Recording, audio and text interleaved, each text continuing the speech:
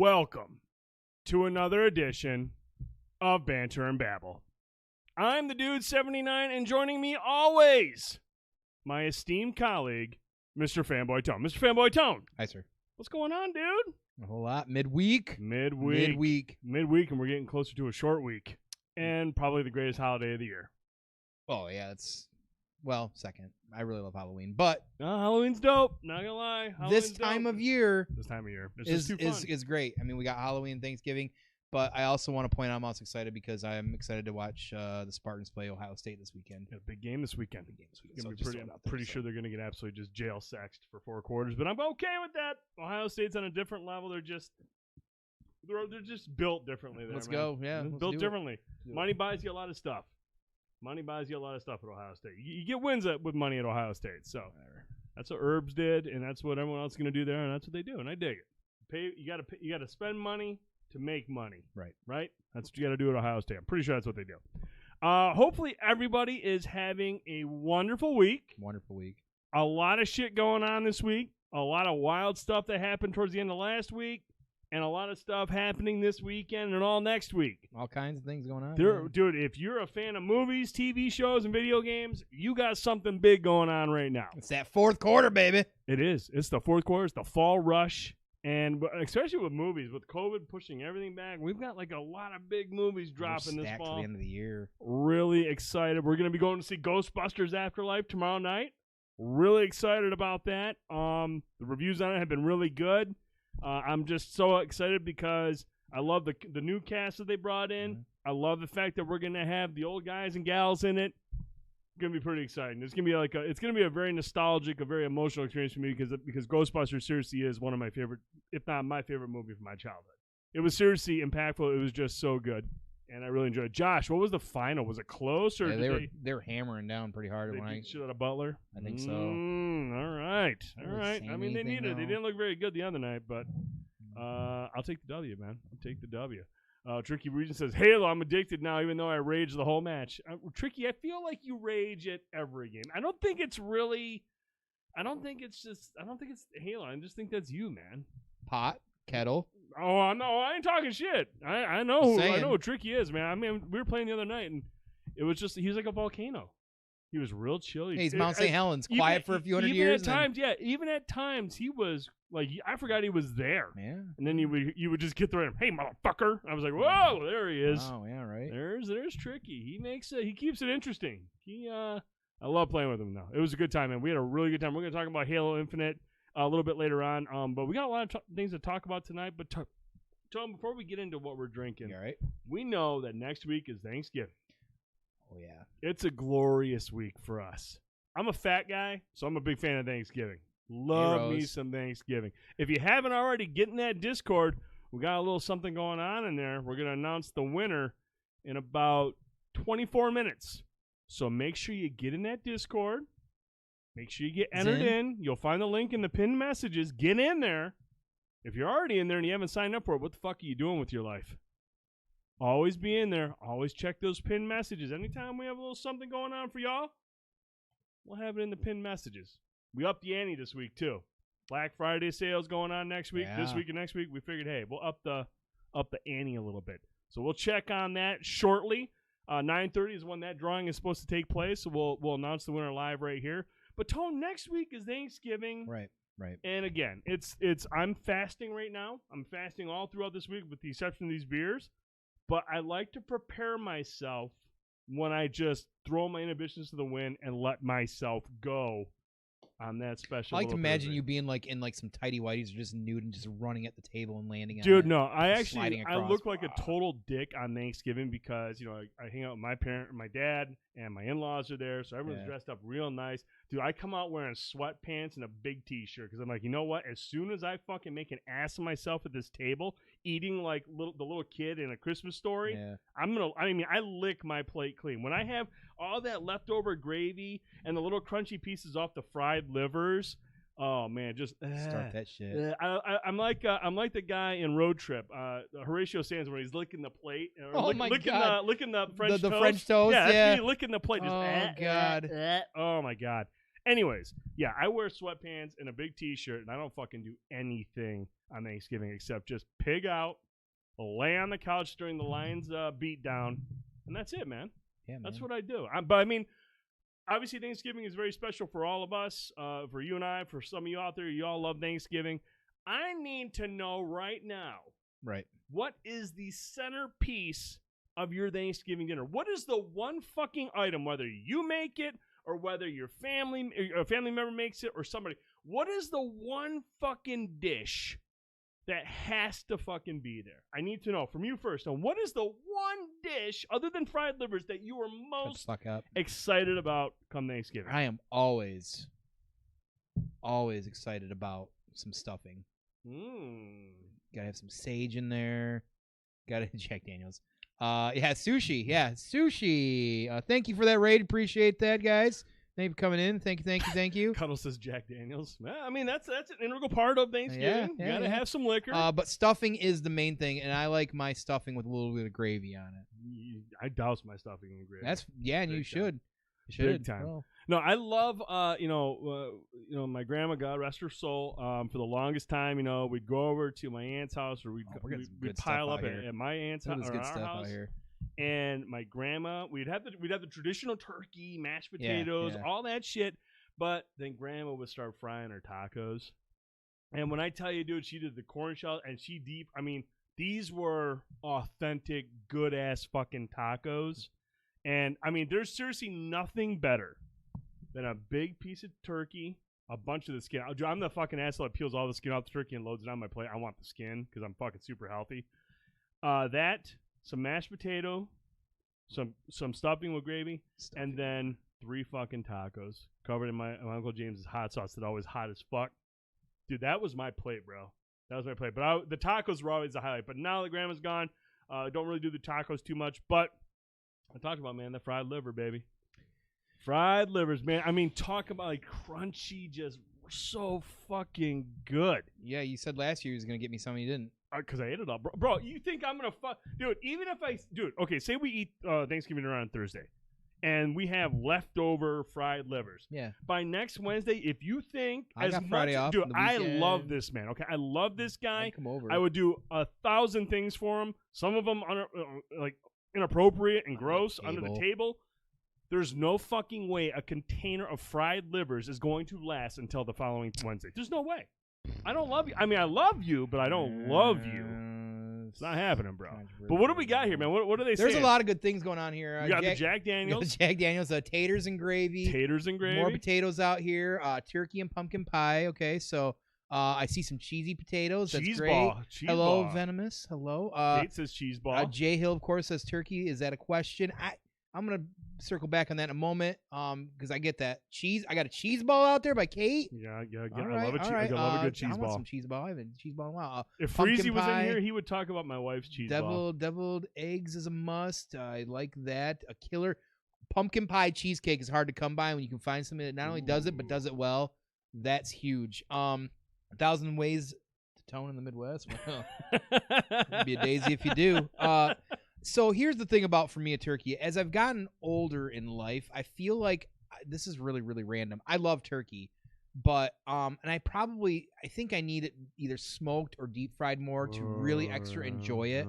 Because nowadays in my life, like, I kind of want ham more often. I'm more into the ham. Like, I'm really like something about a good salty sweet, because there's so many different kind of hams. There's glazes you can or can't do. Love glazed ham. Something about a ham, man. Like, I don't know. Honey glaze from Levi's, man. Those hams. Dude, I know you know the Levi. Oh, yeah, the Levi. And you can order them and everything. Yes. Smoked turkey is where it's at, dude. I've had it one time, and it was amazing. Oh, there's Freezy right there. Killer cheese ball. I had to fight him for the cheese ball. He would not stop digging into it. He said it had such a kick to it that he couldn't quite pinpoint what it was. Yeah, when I told him, he was shocked. I wouldn't know. So I got something out there I saw, too. What else? Mac and cheese, a couple people said. So that's some good diversity in there too. Like, you've got like all kinds of different things. Sweet potatoes with marshmallows. Ooh, shit. So candied yams of some sort, definitely, or sweet potatoes. As a kid, were my number one favorite central. As an adult, I've leaned more into the savory, so I kind of really like that stuffing. And like, here's the thing about stuffing you got to be careful with, though, is that, listen, you can really get some good shit out of the box. I don't care who you are. Stovetop is actually pretty on I think par. stovetop is actually pretty It's good. really, It's really a good good. alternative. If you can find somebody in the family that can make really good stuffing, it's like salty. Yep. It's got the right seasonings, that sage. That's like next level for sure. But I think people fail at stuffing more often than they win. Dude, it's surprisingly easy to fuck up stuff. Yeah, because you can just be soggy bread. Soggy bread. Soggy fucking When you bread. bite in that, you're just like, this is not what I was anticipating for Thanksgiving. That's where I feel about it. Zen ham is better for leftovers than turkey. I kind of agree with that. I actually agree with that a lot, dude. Whenever we would get that Levi's ham, it didn't matter how long it was in the fridge. And honestly, Scott, the thing is, man, it's crazy. It's crazy to think about it.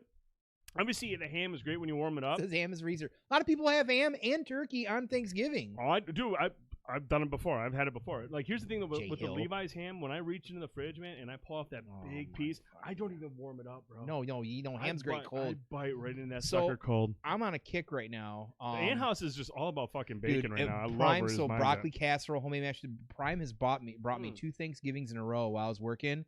A plate of food. Oh.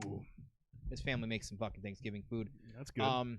Turkey does dry quicker. I'm a big fan of sandwiches. I love burgers. Everybody loves burgers, right? But I'm extra when it comes to a sandwich, crafting a sandwich, or just whatever it might be.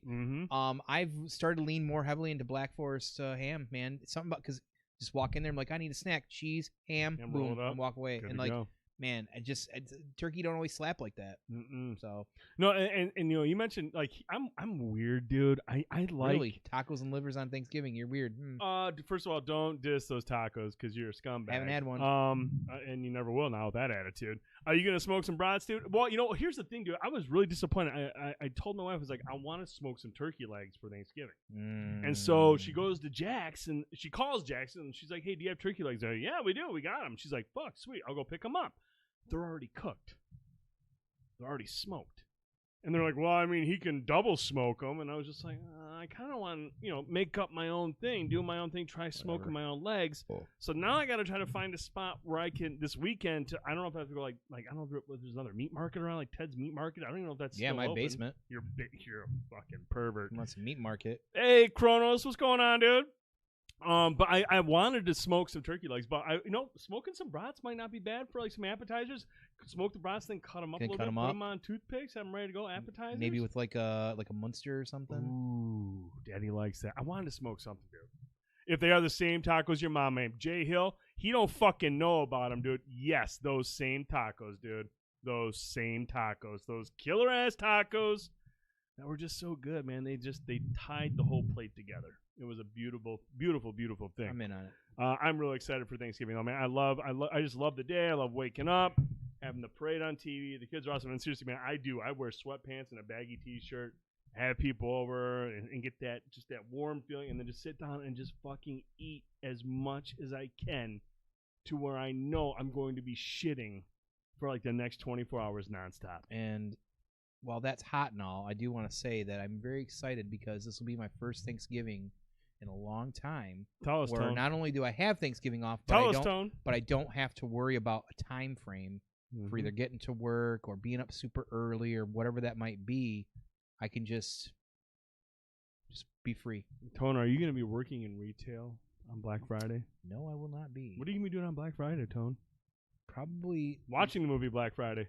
Watching the movie Black Friday. Woo! And my goal is, like, every morning when I don't work is to lay around in bed and let the kiddies come lay with Daddy. It's going to be so beautiful. It's going to be a beautiful thing. It's going to be a beautiful thing. I'm nude. They're nude. It's whatever. Going to be really excited for it, man. It's going to be an awesome day. But, no, I was really happy to hear people talking about what they were really excited about food. Play Halo. Play Halo. Friday night. Yes. Speaking of Halo, I do want to mention one thing quick. Friday night, 9 p.m. Eastern, the first Halo Rage stream is going live. Banter Babble? My channel. Your channel? My channel. But you can stream from your Xbox. Oh, you can't do it to Twitch. Damn. Soon, though. Soon. Do you have any window on that? Hopefully next week they'll start. If not, it'll be the following. I am like 2 or 3 on the list. I'm priority right now. Getting close. We're close. We're closing. We're weeks, not months. But it's going to take me a while to set everything up. But yes, we're months, not years. Got it. Tony, I already powered through my first. Let's talk about what we're drinking, dude. We are drinking Great Lakes Christmas Ale. He's already on the Christmas spices shit, y'all. and He's already on the Christmas. This has been stuff. out for a couple of weeks. I just haven't had a chance to pick up any because I still have a lot of leftover beer. And I've been really big into MGD, so drinking a lot of MGD. This is really fucking good. Yeah, this is good. Christmas ales, not as great as the normal fall ales. Definitely a smaller window and harder to find great ones. This is good, but I got a feeling there's probably some hidden gems out there that I want to search for. So. This is good, though. Great Lakes Brewing Company, and I love the description of it. Oh, it was on the box. I think last year for this time of year, I did pick up like a Frankenmuth one. Do you like their Christmas? I do like their Christmas ale actually. Yep. So, but yeah, ales, fresh honey, cinnamon, and ginger flavors. This thing is very, very playful, and it's 7.5. Yay! So it kind of gets it knows what time of year it is. It's the holidays, so it's like, hey man, we got to get you fucked up to get you through the holidays.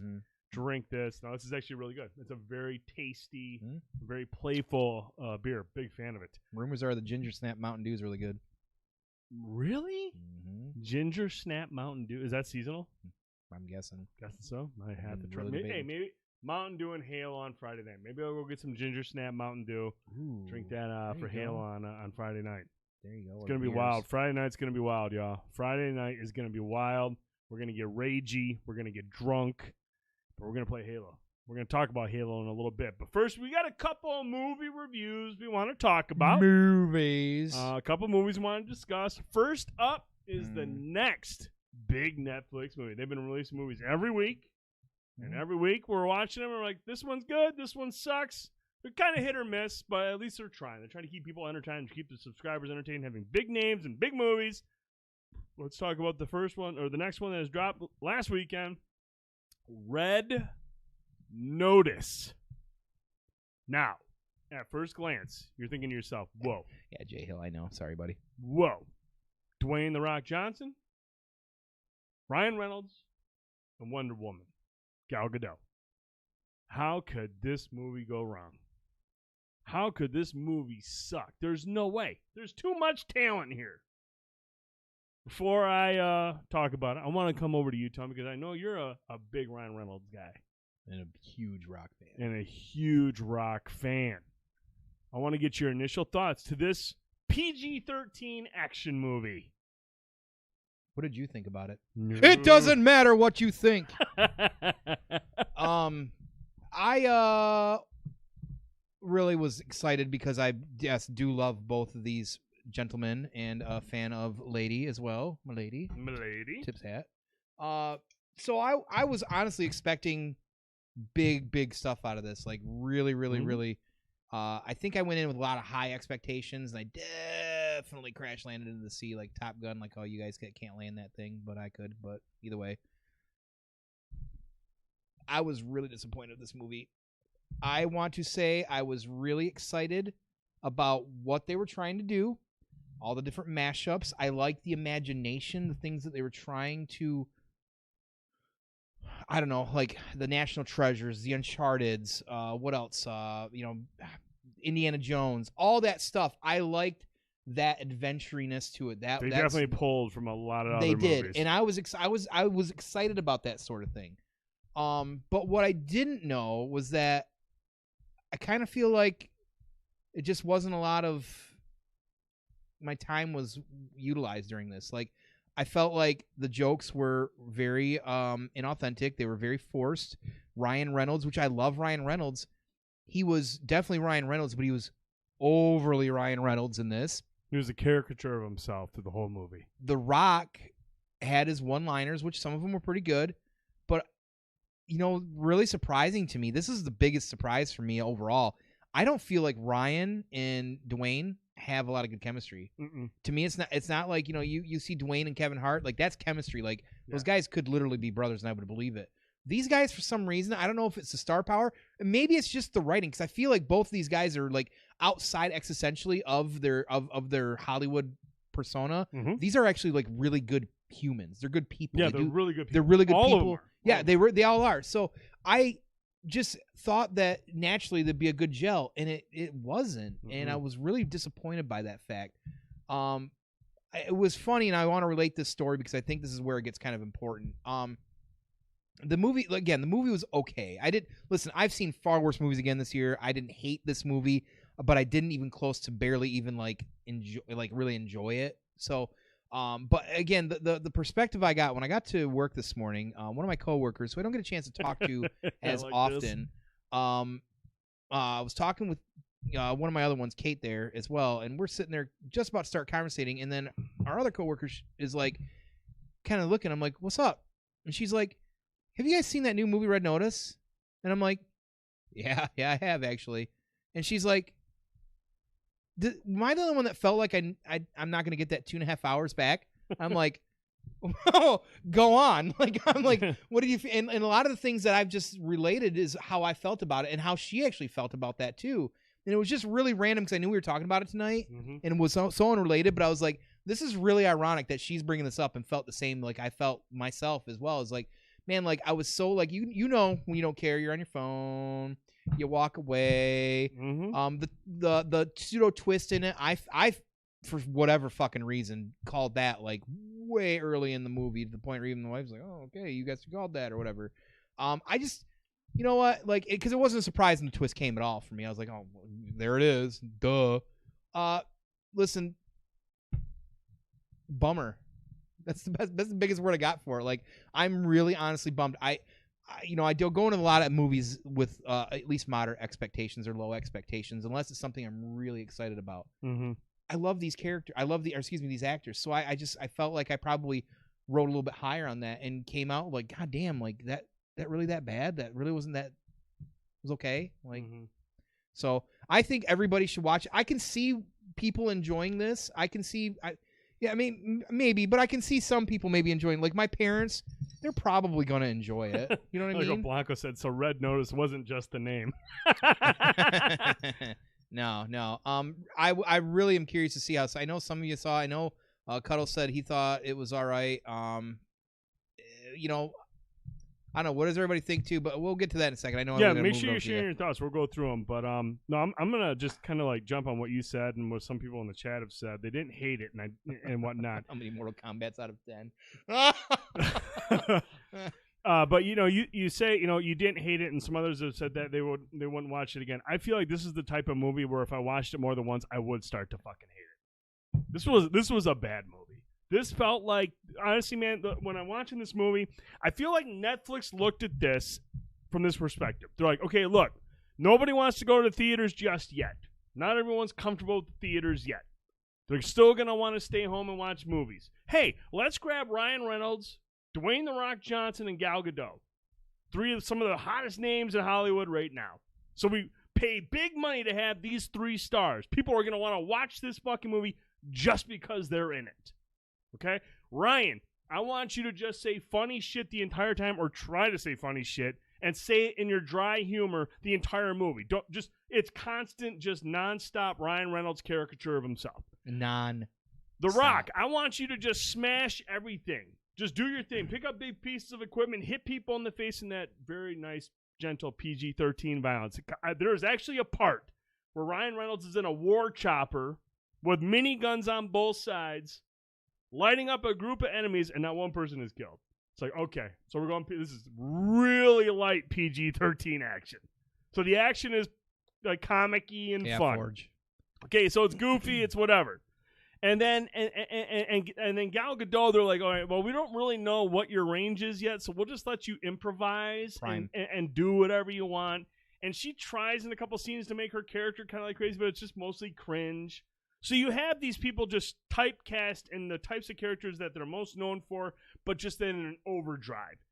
And then they're like, and look, then you do all that, and we're going to just put you into this fucking story where if you think for a second about anything going on, you're going to be like, whoa, this is really stupid. It's a stupid movie. Like, look, some of the gags hit. Ryan Reynolds is just too good for not a lot of these jokes to land, and some of his delivery is funny. But for the most part, you guys, all the money went to the actors. The special effects were cheap. Some of the action sequences were low budget, just kind of like small scale stuff compared to what we've seen these people do. Dude, The Rock has been in Fast and Furious movies. Ryan Reynolds has done Deadpool. Gal Gadot has done Wonder Woman. All these movies do action better than what we saw in here. And then you're talking about the comparisons to movies like National Treasure, Indiana, like Temple of Doom. There's a ton of nods to that.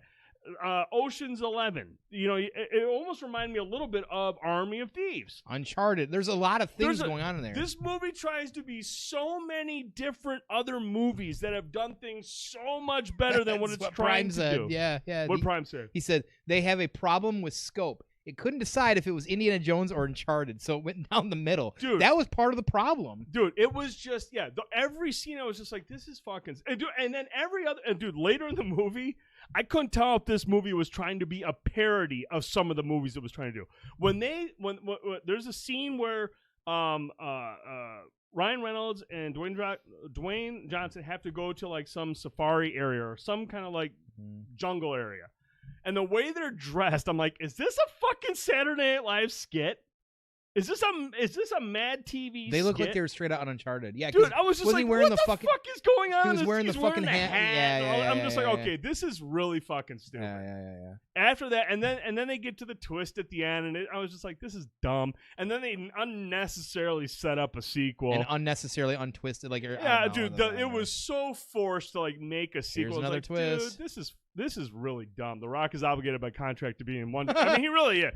And the thing is, man, I look at movies that these people have been in, man. I know the range of Dwayne "The Rock" Johnson. Have you ever seen Rundown with him and Sean William Scott? Huge fan of that movie. Incredible action movie, and he is amazing. That's one of his earlies. Yeah, dude. Oh, and that movie is incredible. You ever seen Walk the Line? Yes, incredible. Yeah. Like where you can actually see the talent of Dwayne "The Rock" Johnson. Yeah. We've seen what Ryan Reynolds can do. We've seen mostly what Gal Gadot can do. But at the same time, it's just like this movie was just. It was everybody played a caricature of themselves. It was a stupid story. And I feel like if I were to watch this more than once, I would learn to fucking hate it. I would grow to hate this movie because it is stupid. Okay, fair. And dude, the guy that they're robbing, the small little dude, annoying as fuck. He was something not long ago in something else as like that's a villain dude. That's his career right there. He was in that movie, and he's fucking forgettable and just terrible. Like, what was the accent bit he was doing? Dude, that was supposed to be real. Look, I was supposed to take man. that serious. I was even at 2 hours. So I was like, go. Even at 2 hours, this movie felt like a slog.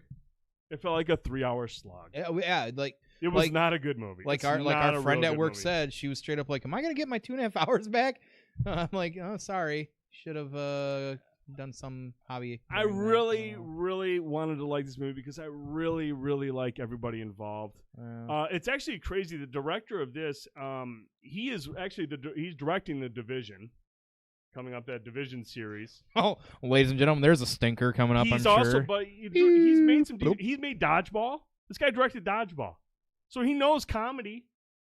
He knows how to do comedy. Now he's doing the Division. Well, who wrote it? Did he write it, or is he no, just he directed it? Well, that might be part of the writing problem then too. The writing failed this miserably horribly because, like you said, there's no chemistry.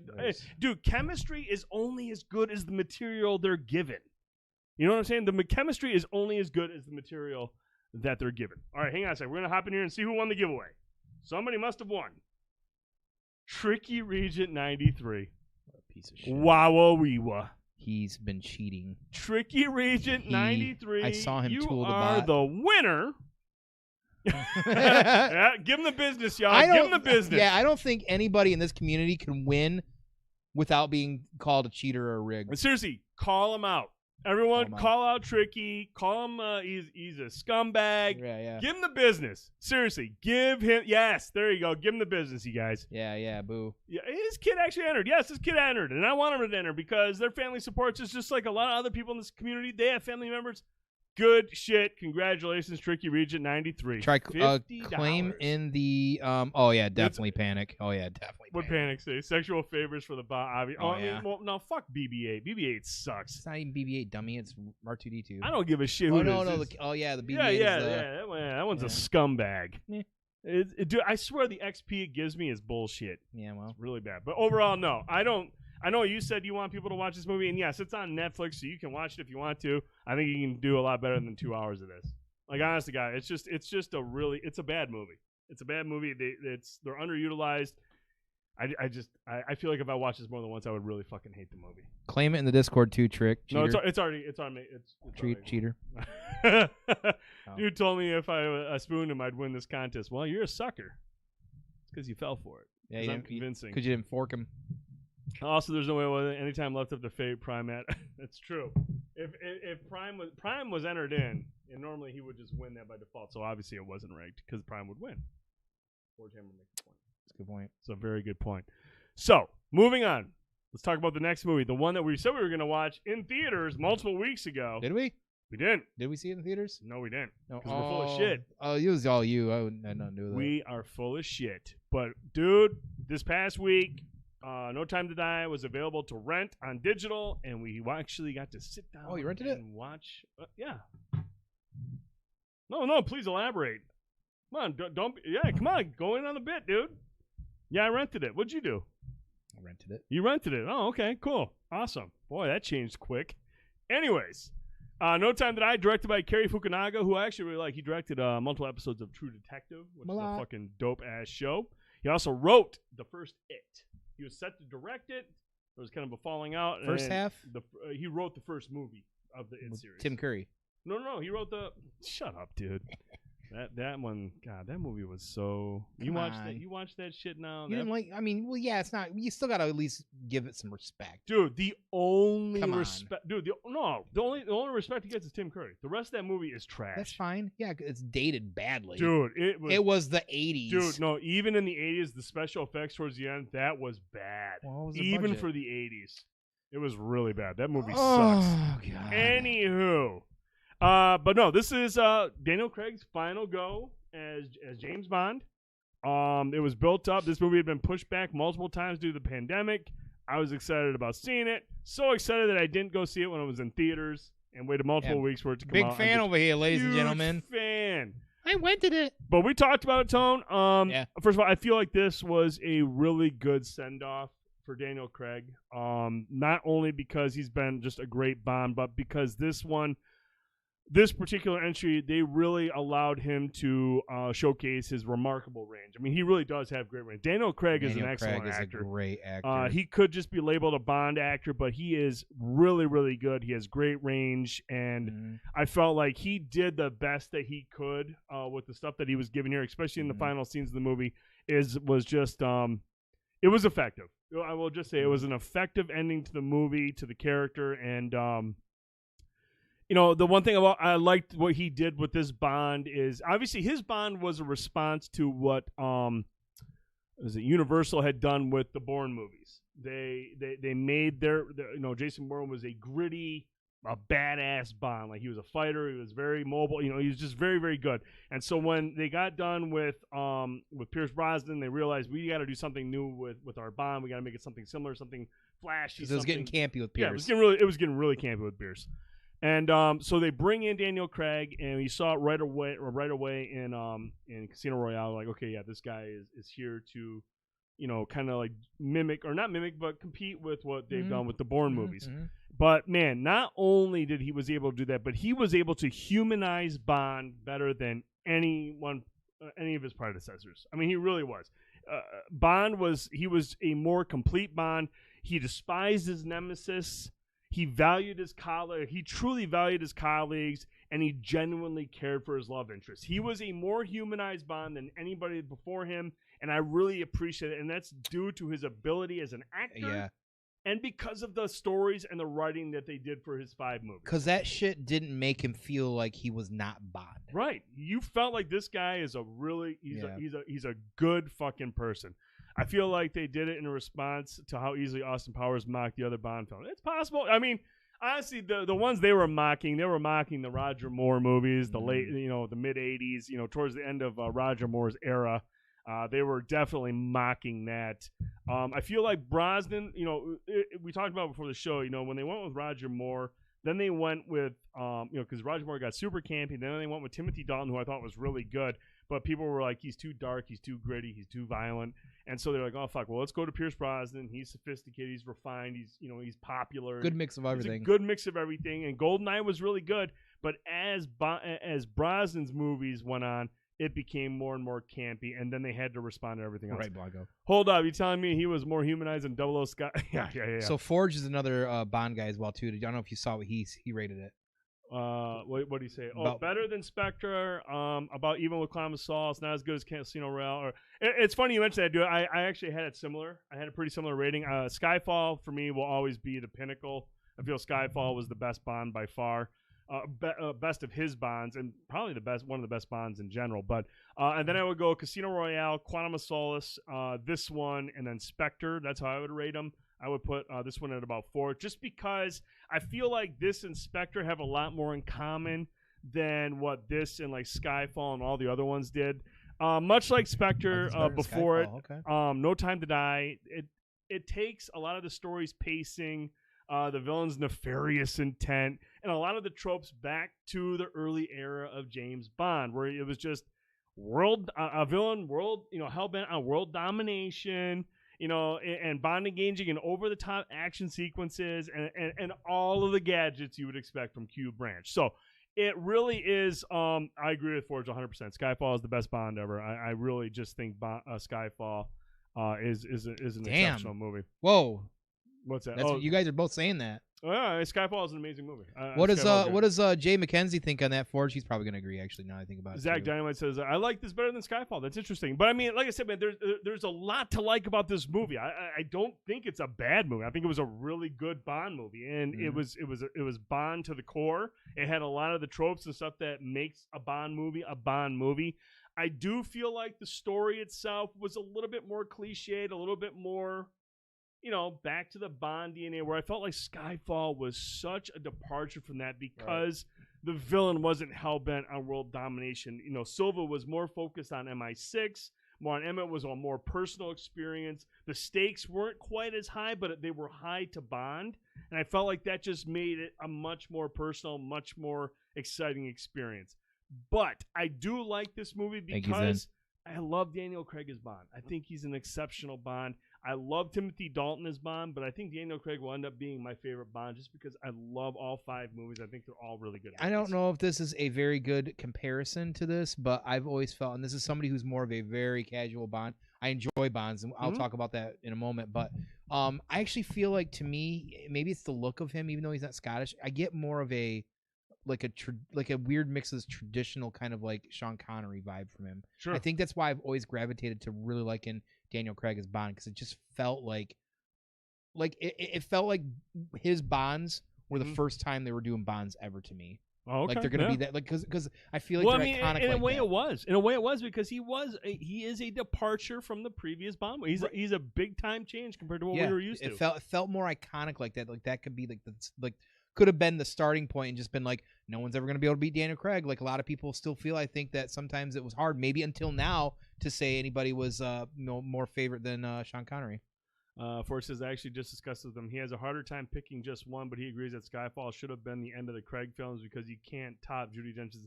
Dude, that's the one thing, and that's the one thing I really liked about that Bond, because again, Silva was hell bent on getting revenge on her and MI6. But it was the relationship, the fact that Judi Dench was essentially the Bond girl in that movie is what makes it so fucking cool. Yeah. Because you see the relationship between, I mean, obviously Bond has always been at odds with M in all the Bond movies. They've always just kind of locked horns. Mm-hmm. But in that one, it really explored that relationship, and it was just like, man, they really kind of he needed her a lot more than he thought. And then, it's just, I'm not sure if he would rank Skyfall ahead of Casino Royale. Dude, Casino Royale is a fucking sweet Bond movie. It really is. Casino Royale is a fucking awesome Bond movie. That was the jump that the series desperately needed. It was a great showcase to show off Daniel Craig's abilities as an actor, not only performing, but his stunts and the action that he was involved in. Casino Royale is a fucking awesome Bond movie. I just felt like the story in Skyfall being more focused and being more drama-driven. Like Skyfall is a much more dramatic movie than most of the other Bond movies out there. There's a lot of great performances in Skyfall. I loved Javier Bardem as Silva. He was an incredible villain. We'll talk about villains in a moment. But, Tone, those are my initial reactions to it. We'll dive into some of the deeper stuff here in a moment. But what was your big thoughts overall on this movie? And I haven't watched all of Daniel Craig's except for like Casino Royale, I think part of Quantum of Solace, I want to say, and so it's a shame I haven't seen Skyfall to go on that. But I have this really odd relationship with Bonds because like I feel like growing up as a kid, that was something my old man would watch, and it was almost like they weren't clearly as boring as like, you know, when he'd watch westerns. I'm like, Jesus, Dad, change the fucking channel, right? But like when you watch something like this, you'd be a little into it because it was actiony. Yeah, there was gadgets. I was always into Q shit. But Bond always has this like really neat like draw for me. Like I get really drawn into them when I do take the time to watch them, even through some of the bad ones. Like I liked Pierce Brosnan. I loved GoldenEye. And I watched like 2 or 3 of the ones that I don't know how many he did, but I still enjoyed the best. Like, yeah. And I still enjoyed the best that I could. I was so into Bond, I was telling dude beforehand, anybody remember on PlayStation 1 there was a Bond car racing game? Like you would do like scenarios with different Bond cars and gadgets and racing, like that shit. Or I was probably the only person in the world that can say I pretty much played all the PS2 Bond games and beat them for some fucking reason. I don't know why, but you know, when I was watching this, I got that nostalgic feel of like watching a Bond. You're just like, God, I know why Bonds are great to watch, because Bond movies aren't like other movies in any other way. Like, yeah, they've got gadgets. Yeah, it's actiony, but there's this sophistication about them. Like you said, it's the locales. It's the characters. There's a lot of things going on when you watch a Bond movie that you just don't see elsewhere. And I think that this did that for me as well. And so I actually really enjoyed the movie because I haven't watched a lot of Bond movies in the last decades or so since he's been Bond. So for me, I was just like, when I saw the Aston Martin, and I love Aston Martins for the record. I was like, I actually screamed, and the wife was like, "What?" And I'm like, the Aston Martin just hit a wall. I was like, it just hit a fucking wall. Yeah, scratching I'm like, the shit out of it. I was like, what the fuck? And she's like, what? I'm like, I hit the wall, whatever. But we're sitting there, and all of a sudden the Gatling guns come out, and I'm like, man, this is fucking. The whole sequence and I was is fucking like, dope. I almost jumped up out of my seat with joy because of that, you know. And that's what kind of the Bond movies sometimes do with me, is like they always, when I watch them, they always remind me of, maybe it was when I was a kid or whatever it was, that they're just not like any other movie. So for me, I really enjoyed it. Now I definitely have to watch the rest of Daniel Craig's. I know from everybody clearly, and I know Forge has been telling me for a while too, to watch, you know, Quantum or Skyfall. But my biggest actual complaint with the movie overall is actually Rami Malek. Yep. I felt like he was terribly underutilized as a villain. It's almost a damn shame. Like it was almost a damn shame. You got somebody like Rami Malek, and you just don't utilize him hardly at all. He has, like, it takes literally minutes before the movie ends before he really gets his big, almost like opus or whatever it is, and it's just like, bro, like, you have this dude here, like, dude is such a good actor, and this is the best you could do for him. Like, we're sending, I think you say it too, and I'm probably hopefully taking your thunder, but you say, you know, we're sending off Daniel Craig's last Bond movie here, and this is how this is the guy. I mean, he's like, faced off against better villains. Hey, Star Mystique, I'm the same way. I think Rami Malek. I think love he's an amazing actor. Malek, you know, he's an amazing actor, and in the scenes he's in, you know, he's able to perform. He does what he needs to do as the villain. You know, he comes across as very creepy, which is what Rami Malek does really good. You know, he comes across as creepy. He's very intense, but it's his motivation. It's it's ultimately his plan. You're just like, okay, this guy isn't nearly as fleshed out as some of the other. It really is. You know, Forge isn't wrong. He goes, that's been a common theme in the Craig Bond films, are the villains. You know, I always liked the villain in his name escapes me, in Casino Royale. I loved obviously Javier Bardem as Silva. I was disappointed with Blofeld in Spectre, obviously because Christoph Waltz is just a fucking amazing actor. He makes an appearance in this film. But I mean, and it's not just the Craig films. A lot of the villains in the Bond movies, all the way back to the beginning, a lot of them have always been like casted by really prolific actors, like award-winning actors, but they're just never really as fleshed out, simply because I feel like they don't want the villains to upshow the star. Dr. Evil is more fleshed out than probably some of the Bond villains. You're not wrong. You're not wrong. But you look at Silva. Like I said, Silva's motivations were excellent, and they were well fleshed out, and I believed them, because they were just, again, they weren't that grandiose in scale. They weren't like, I want to blow up, I want to kill everybody in the world and all that stuff. And that's where Raymond Malek's character comes back to. They explore a little bit of it, but I just feel like ultimately he never gets that big scene to where you're like, okay, he's a fucking threat. He's a fucking threat. You know, I never got that moment. Agree, Alec Trevelyan, I agree with that, actually, Forge. That's a big reason for me, too. Yeah, was that Sean Bean? Absolutely. Sean Bean, yeah. Sean Bean was actually a really that foe. was a really cool villain story. I was really into that. He was a formidable foe, and like an interesting one. Like when you have the villain, you know, the hero is only as good as the villain. Absolutely. We've seen that a lot. In the Bond movies, you have so many opportunities because Bond is such a charismatic, loved character. Like, all you got to do is come up with a fucking compelling story for your villain. But a lot of the time, it's just a shtick or like a gimmick that they're running with, and you never really get the depth but at the same time, Bond has never been truly a deep character. He's just this clever dude who gets out of these crazy situations, hooks up with chicks, and drinks martini. You know, it's just like, okay, yeah, that's who he is. But I feel like as we've gone along here, they've done better jobs at fleshing out the characters, fleshing out Bond, especially in the Craig series of movies. Mm-hmm. They've really delved deep into his character and fleshed him out. And I'm like, this is where you need to really spend some time on the villains. And Rami Malek's character is just not compelling. He's not. Sucks because Rami can be a creep. He is. He's creepy as fuck. He's convincing in that regard. It's just he never has that big moment where he's just like, I am a threat. Never even raised his pinky once. He did not do the pinky thing. But, I mean, yeah, I think that was my biggest complaint, too. It was just not a formidable foe, just not something. I'm never going to remember his character like I have some of the previous villains in the Bond movies. Mm-hmm. So that was disappointing. But overall, I felt like this was a proper send-off for Daniel Craig's character. And I do want to talk about the ending for a moment because I feel like there's gonna be a lot of people who are gonna watch this and they're gonna have questions, much like my wife did, and and everyone's gonna have different opinions about where they take this franchise going forward. But I feel like there's a scene earlier in the movie where her name escapes me, Lashana Lynch, who plays the other 00 agent in this movie, and she is actually a 007 because Bond had retired, and when he meets her and she's like, I'm 007, he's like, huh? And she says one thing that really stood out to me and that even makes more sense at the end of the movie. She's like, it's just a number.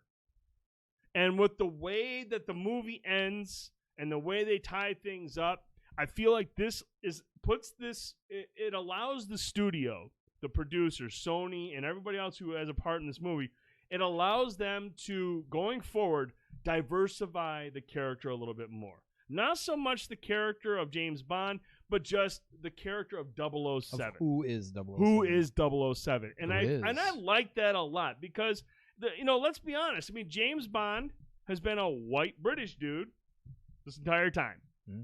And, we talked about multiple times, man, who would I like to see as James Bond? And I always come back to, like, Idris Elba. And everyone's like, well, he can't. James Bond is white. And it's just like, no, I could totally see Idris Elba would be dope. being a fucking dope-ass fucking Bond. Yeah. I would be like, okay, yeah, let's watch this shit. My pants would be off. And I think the way this movie ends and the way that they tie things up, I think it allows them to do that. And not just men. I think this opens it up to, like I said, diversify Bond or the 007 going forward. And I think that's going to make things really, really exciting. There are multiple characters in this movie. Your girl, Ana de Armas, she has a small cameo in this movie, but she mentions she's going through certain training. Could easily see her be a 007. Obviously, Lashana Lynch is playing a 00 agent. So, I mean, they're setting the table. Mm-hmm. It could be anybody can be a 007. Except for you. Except for me. I can't be a villain. I'd be a villain. Yeah, you'd be a villain. I'd be a underwritten, poorly acted villain. But I mean, there's a lot of people in consideration. Idris Elba's obviously in the talks, and people are thinking, let's see him. My wife wants to see Henry Cavill, like everybody else wants to see Henry Cavill. I definitely want to. I think he'd be a great Bond. I think Lashana Lynch could be a really, really good Bond if they give her some better opportunities, some better writing, and flesh out her character. She could be really good as a Bond. I think it's exciting, man. I think it's really exciting to think about where they're going with this franchise and the diversity it's going to allow them to do to explore now that we've seen what happens at the end of the movie. But I would love to get your guys and girls' thoughts. If you check out No Time to Die, you can rent it now for $19.99. I think usually how it works is about in a month you'll be able to purchase it. So sometime in December you'll be able to pick it up. I would love to get you guys and girls' thoughts. If you're watching this on YouTube or if you're listening on Spotify and iTunes, let us know in the comments what you thought of this Bond movie. I thought it was a good Bond movie. I didn't think it was an upper echelon Craig Bond movie, but it was good. I think it was a proper send-off, again, because they really allowed Daniel Craig to show his remarkable range as an actor. He's really that good, you guys. He's really, really good. And he goes out, swinging. He goes out with a great performance. I'm going to miss him. I love Daniel Craig as Bond. I think he was an exceptional Bond for 15 years. But, we were talking about it, and we were watching it. And when he first pops up, I was like, I think it's time. My man looks a little older here. It's time for It's time for Daniel Craig to move on and for them to find a new 007. So we will see what happens. We'd love to get you guys and girls' thoughts. Once you do check out the movie, make sure you sound off and let us know in the comments. But that's going to do it for the movie reviews. We got to move on now to some Marvel stuff, some Disney Marvel stuff. And, dude, there's really only one trailer that we need to talk about tonight.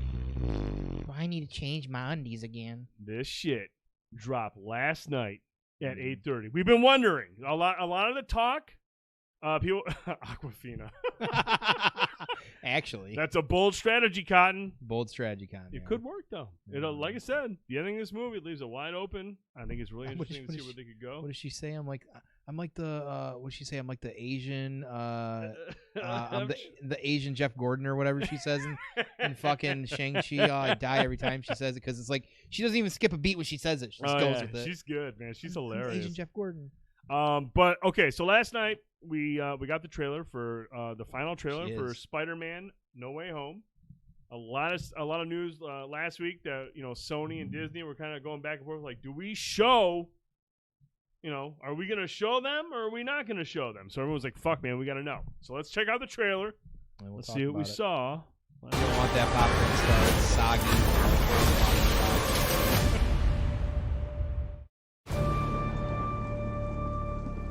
Ever since I got bit by that spider, I've only had 1 week where my life has felt normal. That was when you found out.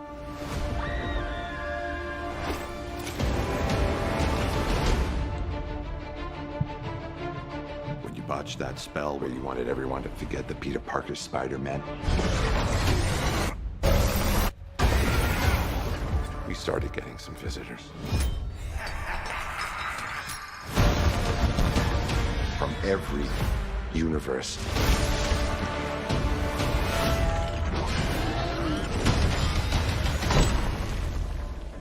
Hello, Peter.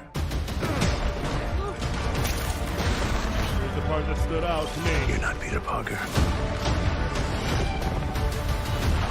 I'm sorry, what was your name again? Dr. Otto Octavius. Wait, no, seriously, what's your actual name? There are others out there. We need to send them back. So, Scooby-Doo this crap. All this is kind of your mess. I know a couple of magic words myself, starting with the word please. Please, Scooby-Doo this crap.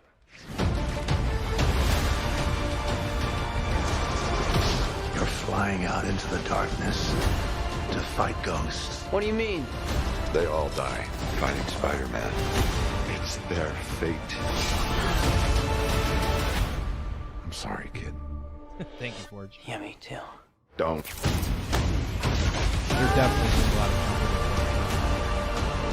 Look, there has to be another way! There isn't. They're a danger to our universe. that Stark packet and shit. We gotta take this away from Look at he had the star face. You're struggling to have everything you want. Butthole, saw that Brian. Willem Dafoe. Tries to make you choose. This is all my fault. I can't save her. Pay attention to this scene. Talking about this. Oh, by the way, I wonder if they changed it.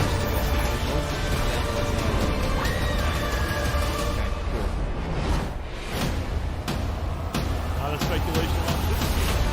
Oh yeah, I was really onto that one. That was when I was really focusing on.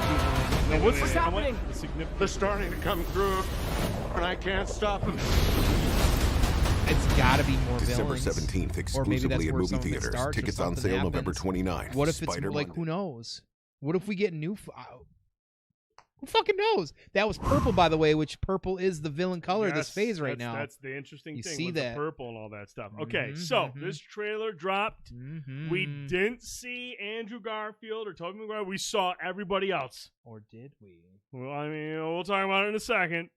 But we saw Green Goblin, we saw Lizard, we saw Sandman. Finally got to actually see Sandman Showed up in the background. We saw Sam. Electro. We saw we heard Jamie He had Foxx. the star and he was yellow. He looked more like traditional. Traditional Electro. I mean, we saw a lot of shit. And, Got a blue early fish. on in the trailer, that part, because a couple weeks ago when we talked about the last trailer, we were like, Octavius says, "Hey, Peter," and you were just like, "Well, hey, maybe." Our thought was, maybe Tom Holland just looks like the Peter Parker in all the different universes, and that's why, he was like, "Hey, Peter." Parker. Yeah, in case they weren't in it, we thought maybe that would be the way about it. Right? But there's the scene where Otto Octavius has Parker against the wall, and he's got his mask up, and he simply says, "You're not Peter Parker." And when I heard that, I was like, "Here we go, dude." That's all I needed to hear. When he said, "You're not Peter Parker," it was fucking crazy. Yes, well, we're going to talk about that in just a second. So anyways, the trailers dropped on social media. It dropped on YouTube. It dropped everywhere, especially in other countries. Bloop. And for whatever reason, in the trailer we just watched, there's the scene where Lizard, Sandman, Electro are charging ahead at Spider-Man. And some people started pointing out, like, boy, it looks kind of weird the way they're all angled and who they're looking at. And, like, it looks kind of bizarre. It could be one of those scenes that, Marvel's hiding stuff. But leave it to Sony Pictures Brazil to fuck up the editing of the trailer and let that battle scene run a little bit longer. Here's what the people in Brazil saw and what they caught. Watch Lizard on the bottom. Watch his face. Watch the shadow that comes at him, too. Did Ant-Man punch him, or what happened there? Who's hitting Lizard? You can see, if you look closely, you can see. I don't see a shadow. I just see my man's head turning. You don't see, look in that smoke. Watch that smoke. You see a tint of red come through there. Oh, really? Yeah, look closely. He almost looks like, wait, what's that? You see something, like, you don't see that? I don't see. I just see him getting kicked. I mean, that's the more obvious thing, he's getting kicked, but he's getting punched, kicked, or something. So the Brazil trailer ran a little bit longer than in the other areas. Clearly, somebody is attacking Lizard. Clearly, somebody is being edited out of that scene. Dude, it would be one heck of a plot twist if it was Ant-Man. That's one thing I think I was going, what if it's Ant-Man and you just don't see him? He's small. This is wild, you guys. This is wild. Where there's smoke, there's fire. There's smoke, or Jeff Smoker. Where there's smoke, there's coke. Anyways, I digress. Awesome trailer, but this obviously this little blip here from the Sony Pictures Brazil thing was obviously something has been scrubbed from this trailer. Something has been CGI. A character has been scrubbed from the scene. Lizard just acting unnatural to nothing. It would be weird not only to have one. It'd be weird to even have two V3. It would make sense, right? I mean, it's just at this point, you guys. I mean, Electro's in this, Sandman's in this, everybody's in this. They have to be in it. You know what I'm saying? They have. We've seen it's the worst kept secret. The placement's way off. I mean, if you look at where Spider-Man is, who the fuck is Lizard attacking? You know what I'm saying? It doesn't look natural at all. Electro, who's he going after? Right. It's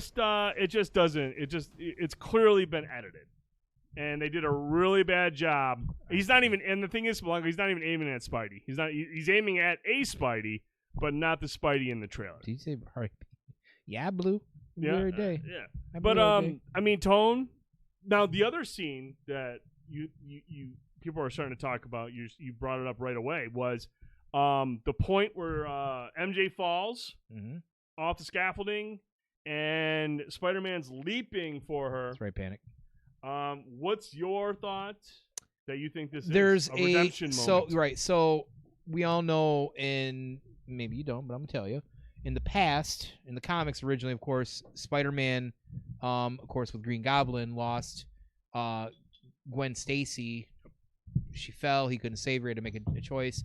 In the Andrew Garfield ones, they twisted that, of course, a little bit, and she still falls, she dies, and I think it would be very, very redemption-like, because they want you to think that, of course, Tom Holland's going after his MJ, but I think because they specifically don't show him, they show just a hand reaching out for her, and I'm telling you, I'm pretty sure, and I could be wrong on this, but I feel like I'm deciphering the fact that that glove looks like Andrew Garfield's outfit, and that he might be the one reaching out for her, because he couldn't save the Gwen Stacy in his world, but he might be able to save the MJ in this world at this point. I think that would be that would be an incredibly powerful scene. I know of all of that, that was my big takeaway. Like, yeah, it's cool. They scrubbed out the different Spider-Mans. I want Spider-Mans in it too, but I just think that would be an emotionally charged, powerful scene for a lot of reasons, just for the Spider-Man character in general, but because it would also, I feel like, give Andrew Garfield a big moment that he needed, because and not to his fault, his movies were kind of trash. And the thing is, I liked him. I actually thought he was a good Spider-Man. I had no problem. He was with him. failed with the story writing and everything else. He was actually, I think, he was a great Parker. Yes. Whereas I feel like, yeah, I think he was a great Parker. Or like maybe it was the Spider-Man. Toby was a good Parker. Garfield was the better Spider-Man, and Tom Holland is a good balance of all. Yes, and I just think that would be really awesome to see that. I think that would be it would be super impactful for the audience, especially people the people who've been invested in all these movies all these years. You know, to give see Andrew Garfield's character get that dude. That would be an emotional moment for a lot of folks, especially the ones who like those movies and like what they were trying to do with his character. That could be a pretty dope scene if that is the case. There's a lot of different ways to take this trailer, but clearly in the Sony Pictures of Brazil, somebody messed up the editing. Somebody is punching Lizard. And if it's not fucking Ant-Man, who do you think it is? Is it going to be Toby or is it going to be Garfield? Definitely going to be Garfield, because I feel like we're even being misled on which Spider version that's going in the middle. You're looking at an Electro who is different than the Garfield Electro, so I'm gonna tie that to the Tom Holland his universe version of Electro. Sandman definitely Toby, Garfield Lizard. It kind of makes the most sense. I like what Blanco says. The best way they could introduce Andrew Garfield is having MJ fall, because if you notice, before MJ falls, you'll see a scene where Tom Holland, he's like on the ground looking up. Yeah. As if he notices somebody's falling. Yeah. And then it cuts to the scene where it looks like Tom Holland going after him. That would be It's also nighttime at the same time when they're on the top of the Statue of Liberty, when he's like, I can't stop them all. But I mean, but I like what Blanco is saying. Yeah, like he shows up in that is the entrance. Like that is when you first see Blanco, the other you just Spider-Man. gave me a boner. Where if like, dude, imagine the theater next fucking Thursday. If Tom Holland Spider-Man is watching it's coming out MJ next Thursday? Or no, I'm sorry. I'm sorry. Never mind. Trolling. But when we go to the theater and see that shit, we're sitting in a packed theater, and Tom Holland's watching MJ fall, and all of a sudden somebody jumps out and grabs her, and it's fucking Andrew Garfield. I'll go ape shit. That place is going to ignite. Yeah, I'll go ape shit. And that's why I'm really excited to go see that fucking shit, man. It is gonna be wild. I'll go ape shit. I can't wait. Like, it's gonna be hype. Even though they fucked up this trailer and it's clearly something, I am excited to see. It doesn't change the fact that when I see it in the theater, when you're sitting there invested in this movie, we understand we've been is 2 hours and 40 some minutes. You could be 3.5. I'd be fine. I don't give a fuck how long this movie is. As long as it's good. As long as it's good and compelling and it's exciting. And it sounds like this is building up to be like a pinnacle moment for the MCU. I can't fucking wait, dude. This is going to be absolutely wild. But I think Blanco makes a good point. That would be 8 hours. Cool, man. I'm off the next day. I'm calling in sick. I don't care. So, awesome trailer. Maybe Venom Punch. Hey, maybe they blocked out Venom. Who knows? Maybe it was Superman. You know what I'm saying? Maybe Superman. Multiverse Superman. He's like, where the fuck am I at, dude? And I'll make Superman's like, wow, this is a better universe than I've been in. Henry Cavill's just like, thank you, Kevin Feige. Yeah. Thank you. Yeah. I call it now. Tom jumps to catch her, but gets whacked away. MJ gets close to the ground, and Garfield catches her. I dig it, dude. I'm digging it too. They're labeling it Spidey's Endgame movie. Can't fucking wait, dude. Cannot wait. We're less than a month away. Gonna be exciting. Tone, we're moving on. Moving on. We got so much more to talk about. It's fucking crazy. Disney Plus Day. Whatever the fuck it's called. Disney Plus Day was last week. I think it was on Friday. Oh. And we got a bunch of shit announced. We're not going to go into all of it because it would just take too fucking long.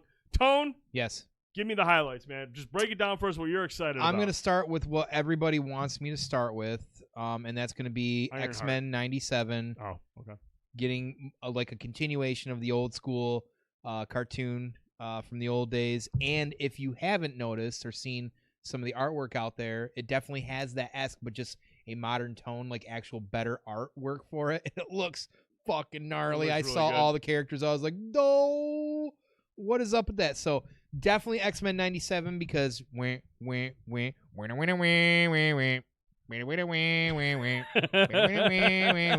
know, we all know it.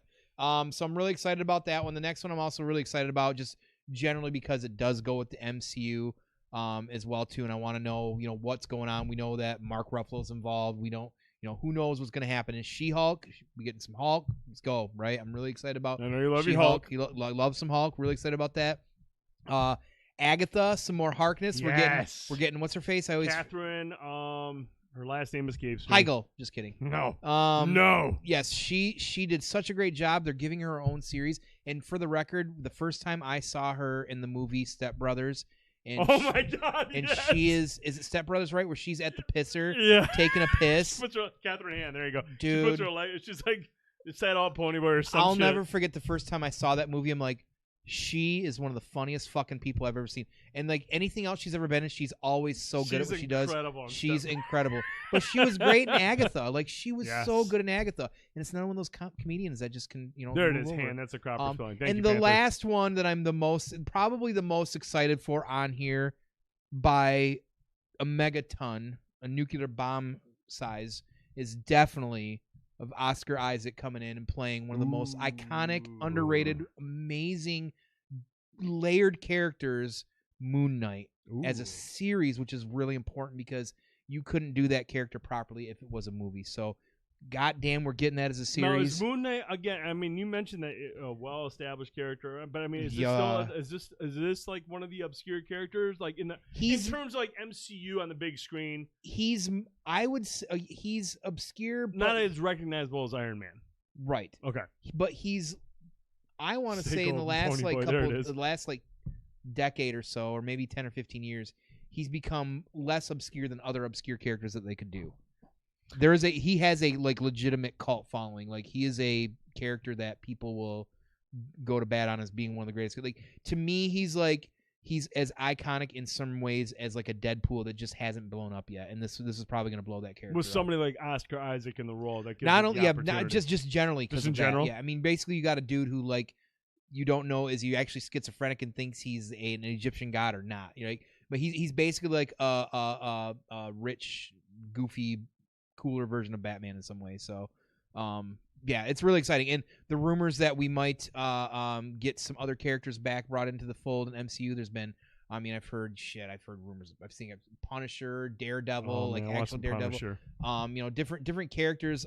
Blade. I mean, these are characters. These are like as they call them. God, I can't remember what the Knights, like the Marvel Knights characters. Mm-hmm. They're a little bit more grittier, grounded characters that are like on the streets. The Punishers, the Daredevils, the Moon Knights, the Blades.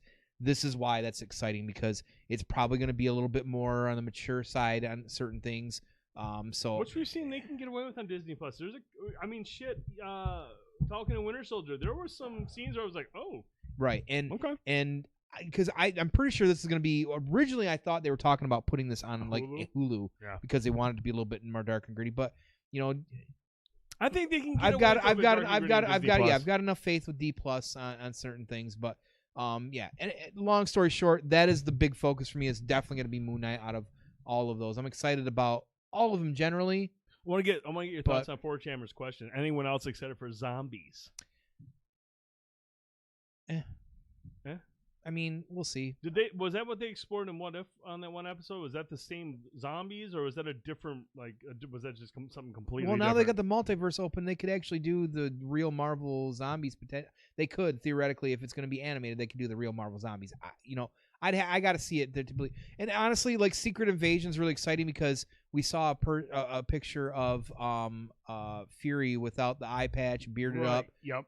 Secret Invasion's a pretty big deal. That was another big like Civil War style arc where this could be the Secret Secret Invasion is going to set up a lot potentially for just the MCU in general. We'll see how far they go down that rabbit hole. So Cuddle says no.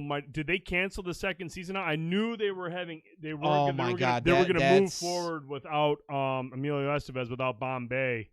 But did they cancel do the we whole know season? if that got canceled? Because Jesus, I'm telling you, might Oh, it got canceled completely. Wow. and that's a goddamn shame because I'm telling you right now, that first season was fucking amazing. It was so good.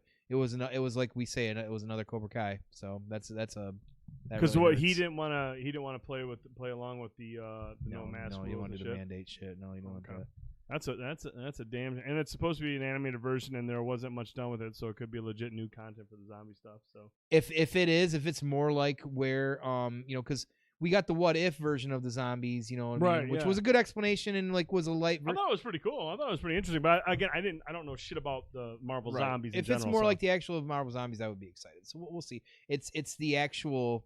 I will tell you, it is the actual proper graphic for the real true Marvel zombies, though.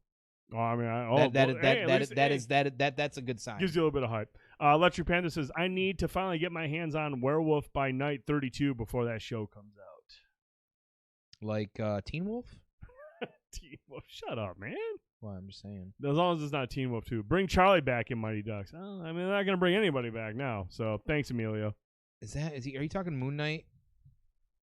I want to say that sounds Moon Knight, yeah, that is. yeah. Okay, it took me a second. Yeah, I was pretty sure. Yeah. He's tired, you guys. He's old. He's fucking I got a lame, bunch too. of trade paperbacks on Moon Knight at home that I haven't. Team Wolf 2 is through. Team Wolf 2 is not better. Panic, knock it off. Panic's drunk. Go home. Yeah, that almost ruined Jason Bateman's career Jesus. completely. I mean, He's pretty open about it. To be honest with you, after watching it, Michael J. Fox is lucky that his career is still intact after the first Team Wolf. You were really into Booth. Shut up. Oh, come on. Shut up, Moon Knight's man. first appearance. Okay. All right, let's move on to our next topic. We got some games we want to talk about. I'm going to talk a little bit about Battlefield 2042. Oh. I know you haven't played it, and I don't think you're picking it up, and I wouldn't recommend you picking it up just yet. Did you try to get a refund? I did. I actually tried to get a refund for this game. I know, and now look, I have played a lot of the Battlefield games, and I actually am a big fan of the series. I've always liked the Battlefield games. I've always liked the big scale combat scenarios of Battlefield games. I've always loved squatting up with friends and completing objectives and all this shit. Battlefield 2042, before I get into the down stuff, some of the technical feats in this game are nothing to scoff at. I mean, it's really impressive to have 128 players battling it out through dynamic weather with all sorts of shit going on, and the game still holds that solid frame rate and its grandiose and scale. It does a lot of good things from that perspective. Like, it's really impressive to see that many people battling out, even though we saw 256 in mag, whatever, 128, high fidelity graphics, beautiful looking game. It's impressive in that regard. So I definitely give it props for that. But here's the issue I have with Battlefield, and I think Prime will attest to this. I don't know if more is always better. 128 is a lot of people, and right now I don't know. And this has always been an issue with Battlefield games. Early on, nobody. It's like everyone. It's like driving in Michigan. A lot of people in Michigan just forget what it's like to drive in snow, and they just drive like idiots when the first snow falls. When Battlefield comes out, it's like everyone fucking forgets it's objective based. Right. Go to the objective, capture it, and Right. revive your Right. fucking teammates. They think it's Call of Duty or something. It's super basic. Go to A, B, C, or D. Wherever your teammate marks to go there as a squad, revive one another, heal one another, and you'll win. Super fucking simple. But for whatever reason, the first fucking week, everyone's like, dude, I got to get my KDR to like 15. I'm going to kill everybody. Fuck your objectives. And like Prime just said, it's fucking infuriating. Mm-hmm. You're laying on the ground dead, bleeding out. Even though I fell off a 61-story building, I get blown off with a grenade, fall 61 floors, and I'm down there waiting for a fucking revive. Teammates around you everywhere. I'm spamming the fucking revive me button. Nobody revives me. Okay, cool. You guys are idiots. It's really, really fucking infuriating to play a Battlefield game where nobody knows what the fuck they're doing. Right.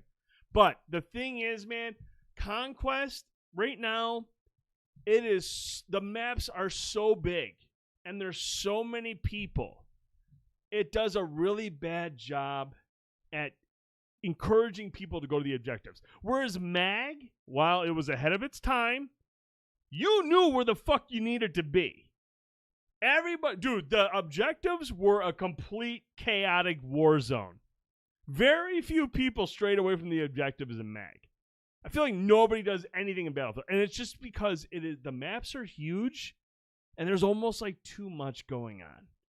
It's hard to, and maybe, I don't know, maybe I'm just fucking old and I like the smaller, intimate affairs that we see in like Halo, that we'll talk about here in a minute, or like even the smaller tactical modes in Call of Duty where it's just more focused. This just seems way too fucking chaotic.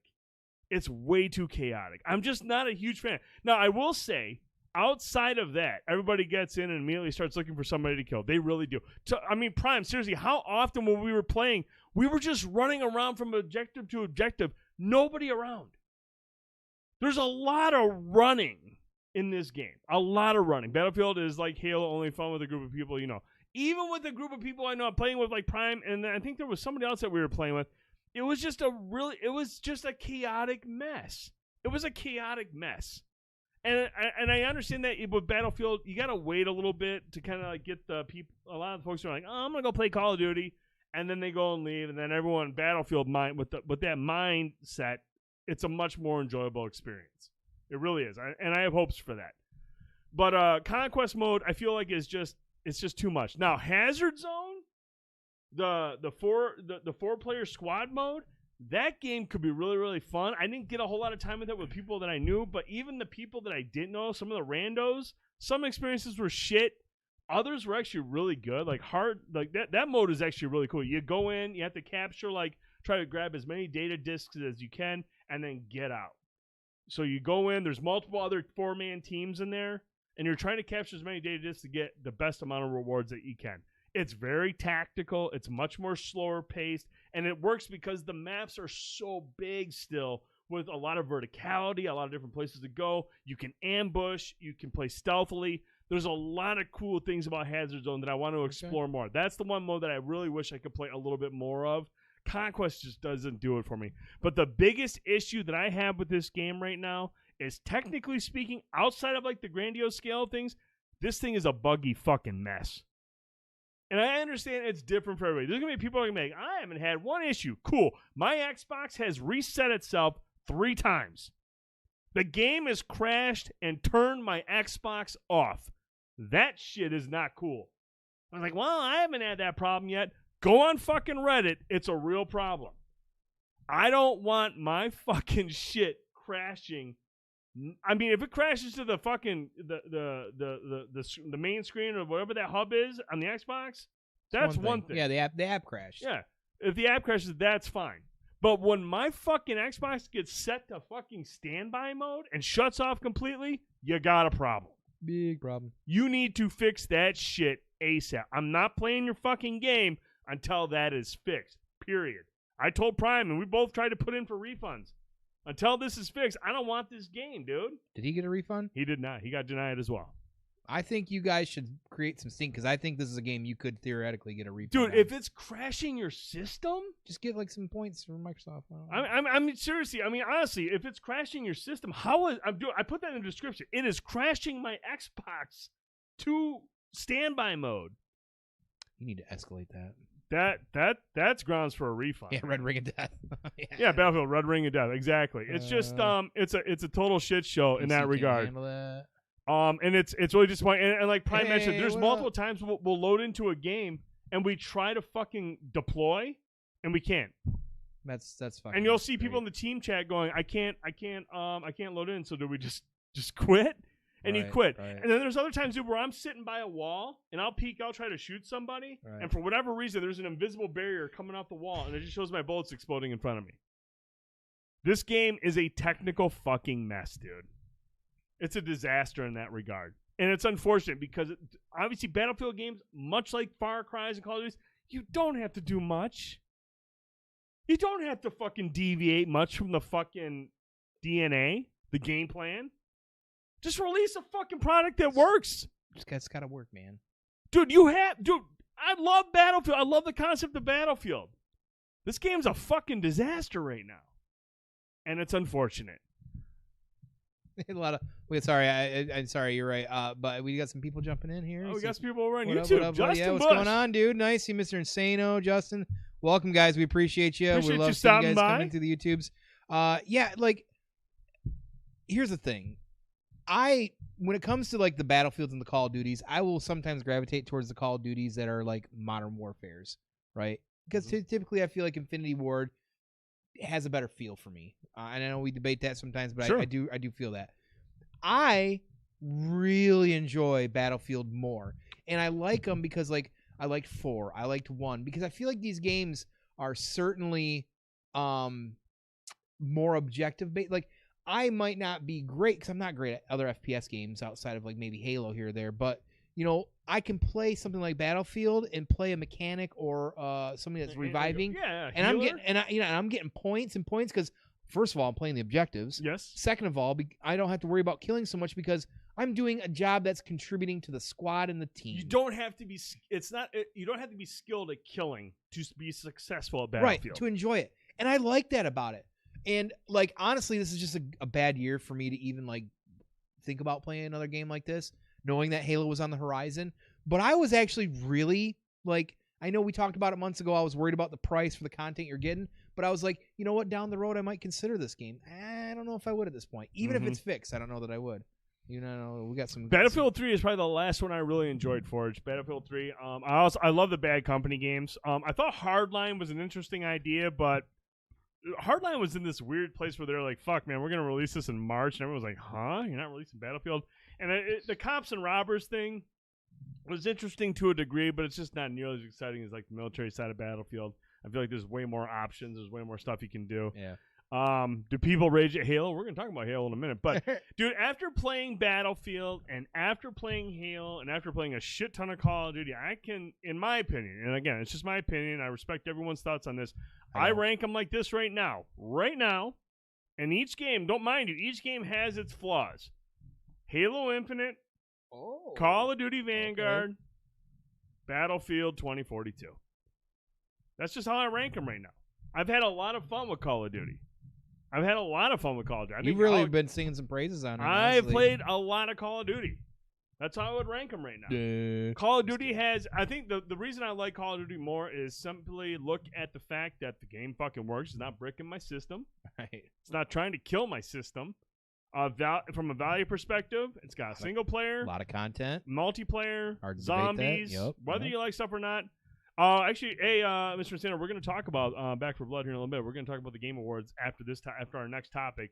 We're going to get into that. I want to get your thoughts, so stick around. I want to get your thoughts on that. I think there's some really good stuff going on with the Game Awards, some good conversations. But, yeah, I just feel like right now with Battlefield and all the technical issues and the fact that it's multiplayer only, this game needs a lot of fucking love right now, and it's really hard to recommend. It really is, and that sucks because from a perspective of like objective-based gameplay, I usually would prefer Battlefield over Call of Duty. I really would. But right now I can't because Call of Duty has launched, and while, yes, I have an issue with some of the zombie stuff, the campaign is short, it's still there, it still works, the multiplayer is fucking fun, the maps are great. It's in a better spot than Battlefield. Battlefield 2042 is a shit show right now. It's really that simple. And, again, this is just based on my experience with it. If some of you have had great experiences, I am fucking happy and jealous as hell. But right now, I have to tell you, I'm just not digging this right now. It's a mess. You didn't have to try and get a refund, but he did. I tried to, and Microsoft was like, nope, you played it too long. I think you need to push that envelope a little harder. No, Microsoft was like, that's hilarious. You and this fucking Prime loser both asking at the same time. We see you guys playing together. Somebody call the Bill Gates. Oh, exactly. Forge, and you're not wrong. Yeah. EA got my money.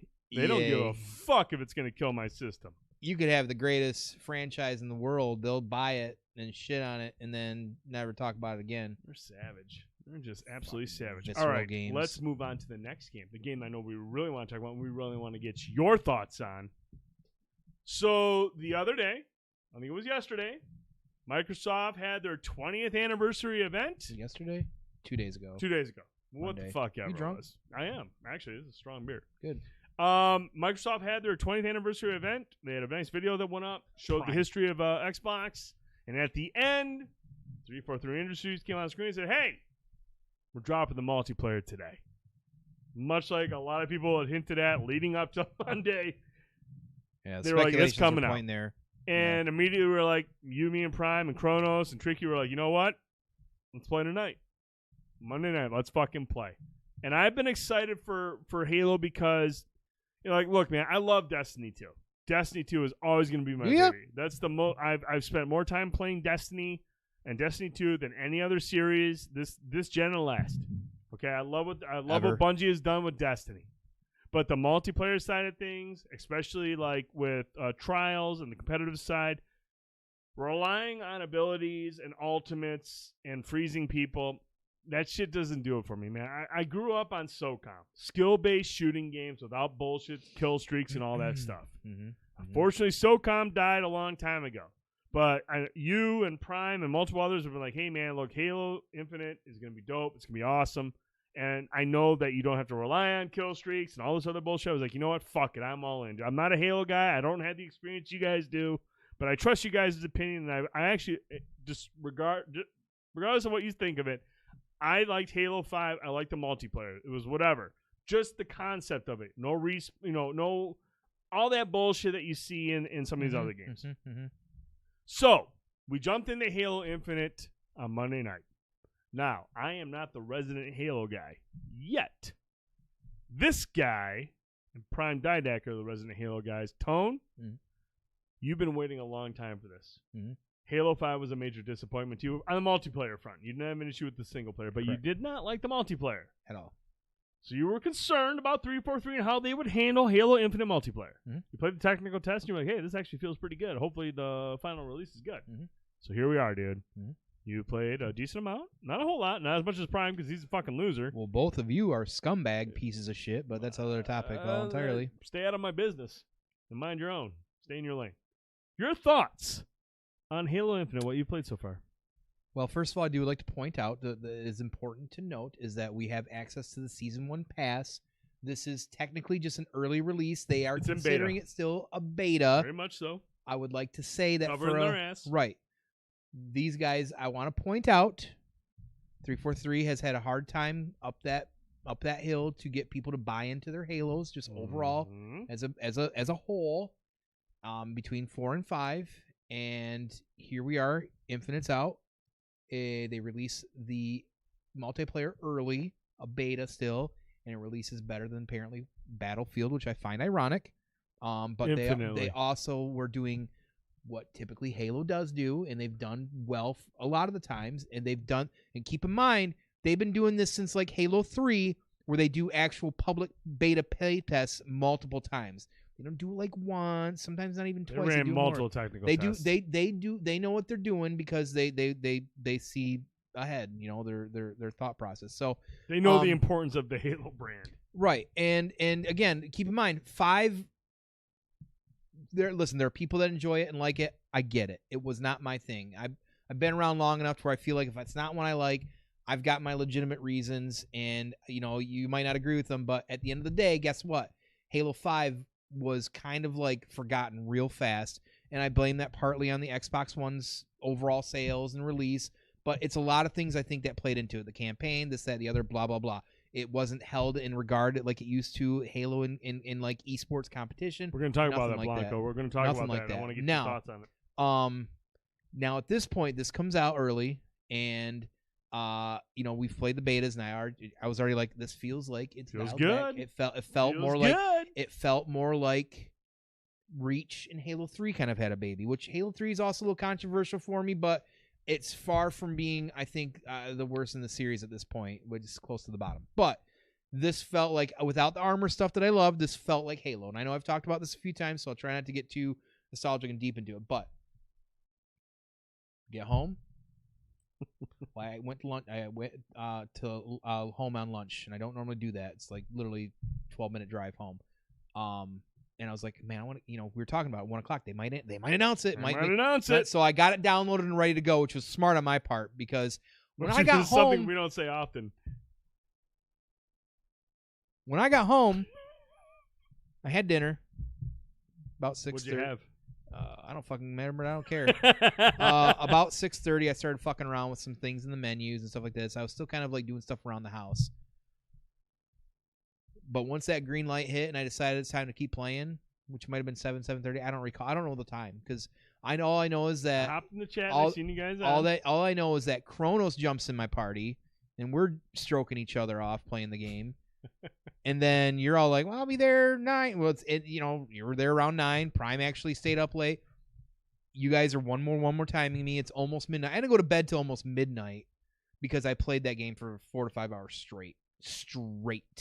Mm-hmm. I texted the wife. I said, hey, she's like, I'm going to grab dinner on the way home. We're going to Lake Turn and Burn. You need anything? Nope, but I'm playing Halo tonight, so figure it out. And I did. And I haven't been able to play it in a day or two because last night I said, I got to watch this stuff, whatever. Oh, yeah. And all I can think about, because you guys also won't shut up about it, is fucking Halo. And all I can think about is that the fact that tonight we're doing B&B. Tomorrow we've got a movie. Friday night. I'm telling you guys, gals. Get to Friday night. It's gonna be wild Friday night. Friday night's gonna be wild. We're gonna have a crew of 4. We're gonna go into battle. We're gonna lock horns. We're gonna drink. Gonna be a shit show. Now I know there's some things out here we want to talk about. I do want to say I understand and agree. We're gonna talk about that, Mr. Insano. Sorry, guys. Are we talking about the pass? We're gonna talk about the battle pass. Okay, so how do you want to do this? Because I've got my 2 cents and thoughts on it. I'm gonna be mine is a little bit different and evolved from everybody else's. So if you want to kind of jump into that. I'm not going to go into the battle pass just yet. I just want to talk a little bit about the gameplay itself. Okay. First of all, the reason that I've been so excited for this is because, like, look, as I mentioned, I was brought up on SOCOM for online gameplay. Mm-hmm. And SOCOM, again, skill-based, team-oriented, objective-based gameplay. So that's what I grew up on. I like Call of Duty and kill streaks are fun. Destiny, the supers and abilities, those things are fucking sweet in PvE. But when it comes down to PvP, I want skill-based shooting. I want to just know that I can shoot somebody and not worry about being frozen in place or anything like that. I just want mano-a-mano. Mm-hmm. Gun to gun. If my aim sucks, I got to own it. I don't want any other bullshit going on. I don't want airstrikes or anything like that. Shoot first. That's it. Coordinate with teammates. Work with friends. That's what I was built up on from a multiplayer perspective. I understand that since then, different games have come out and different generations of people, of gamers, like certain types of stuff. I am an objective-based, team-oriented guy. Team shooters is my shit. That's what I want to play. I haven't had that in a long time.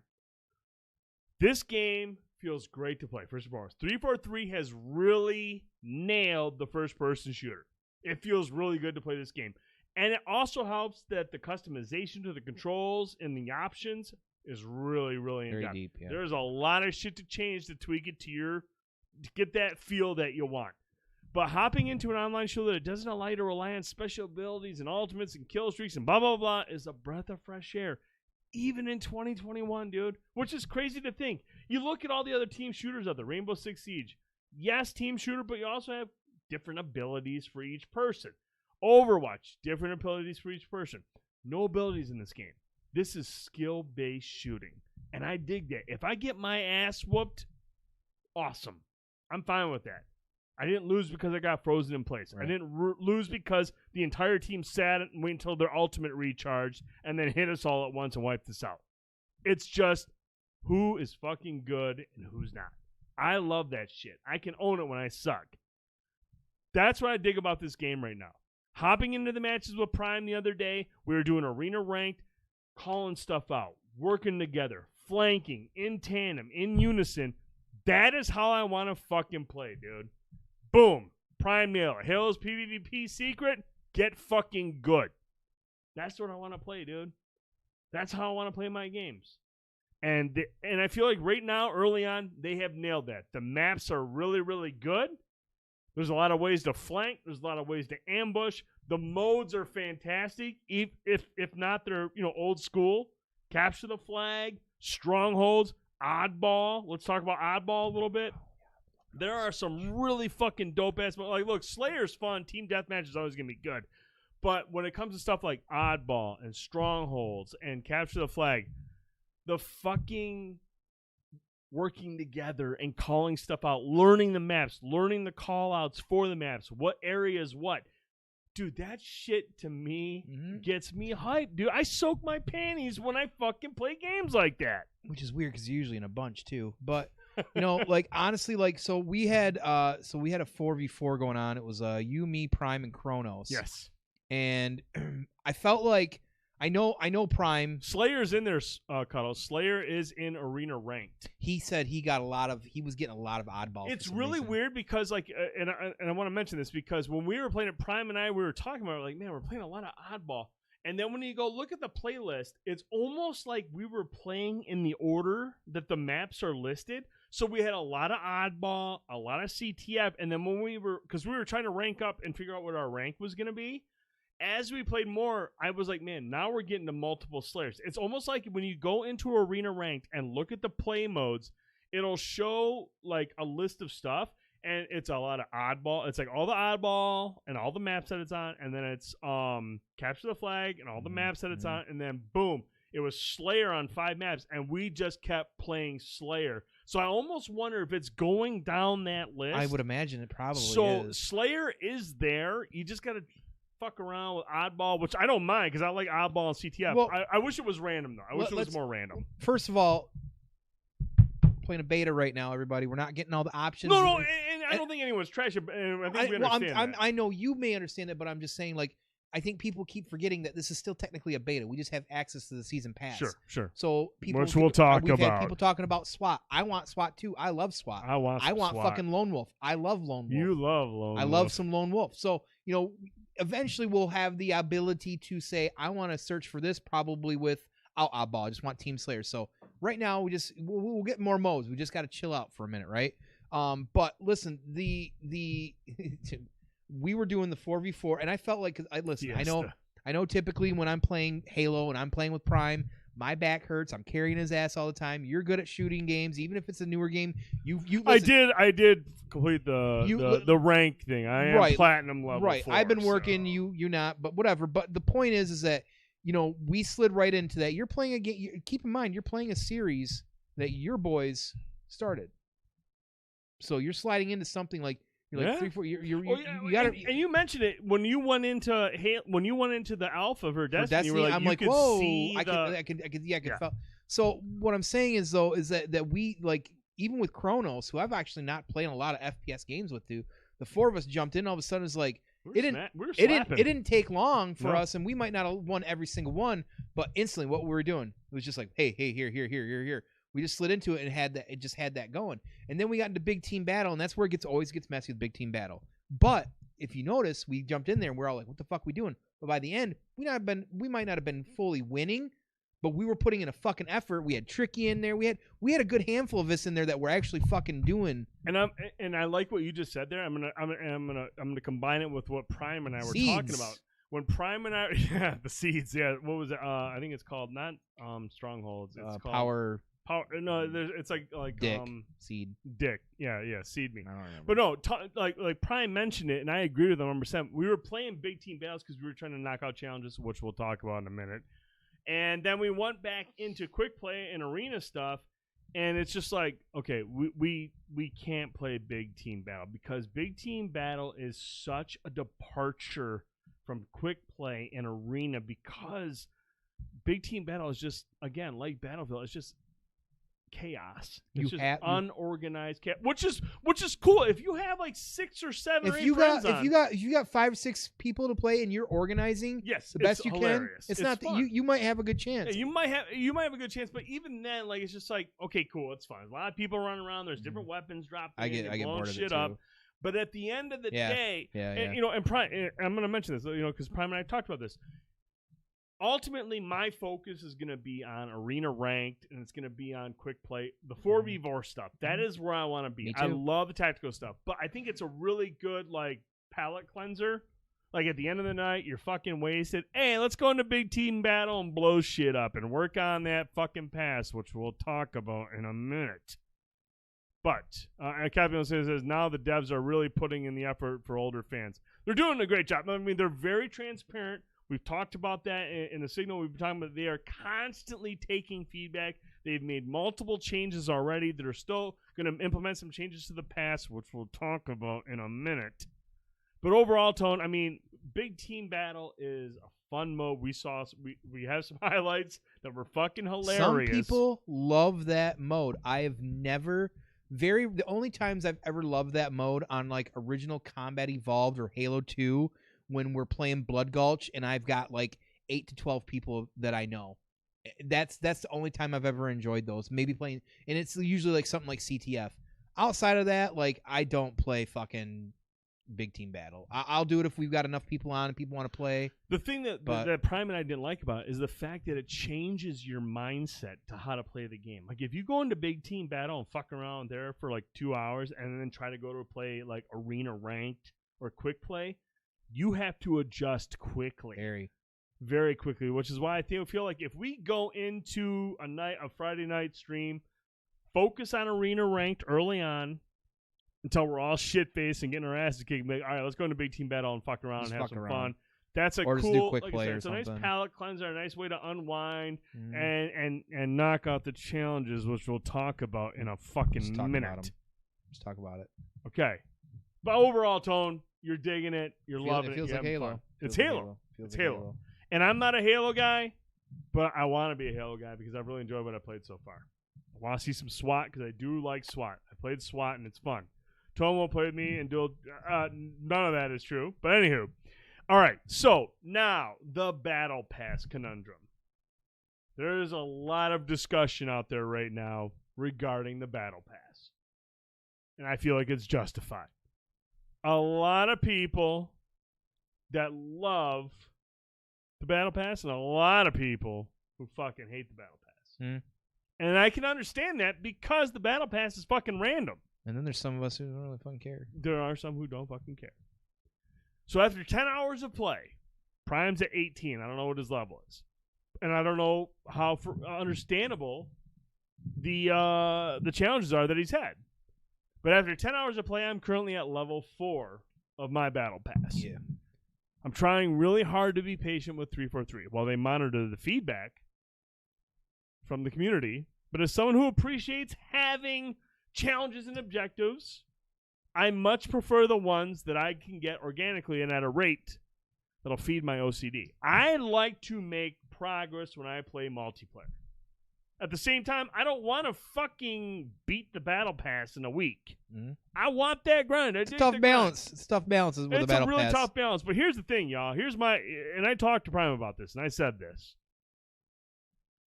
I don't understand how games like Destiny 2, Call of Duty, Fortnite, Battlefield all have Battle Passes that are very accessible and very rewarding and require a grind. And somehow, 343 in a meeting room drew up this plan and said, yo, they'll love it. I don't get that.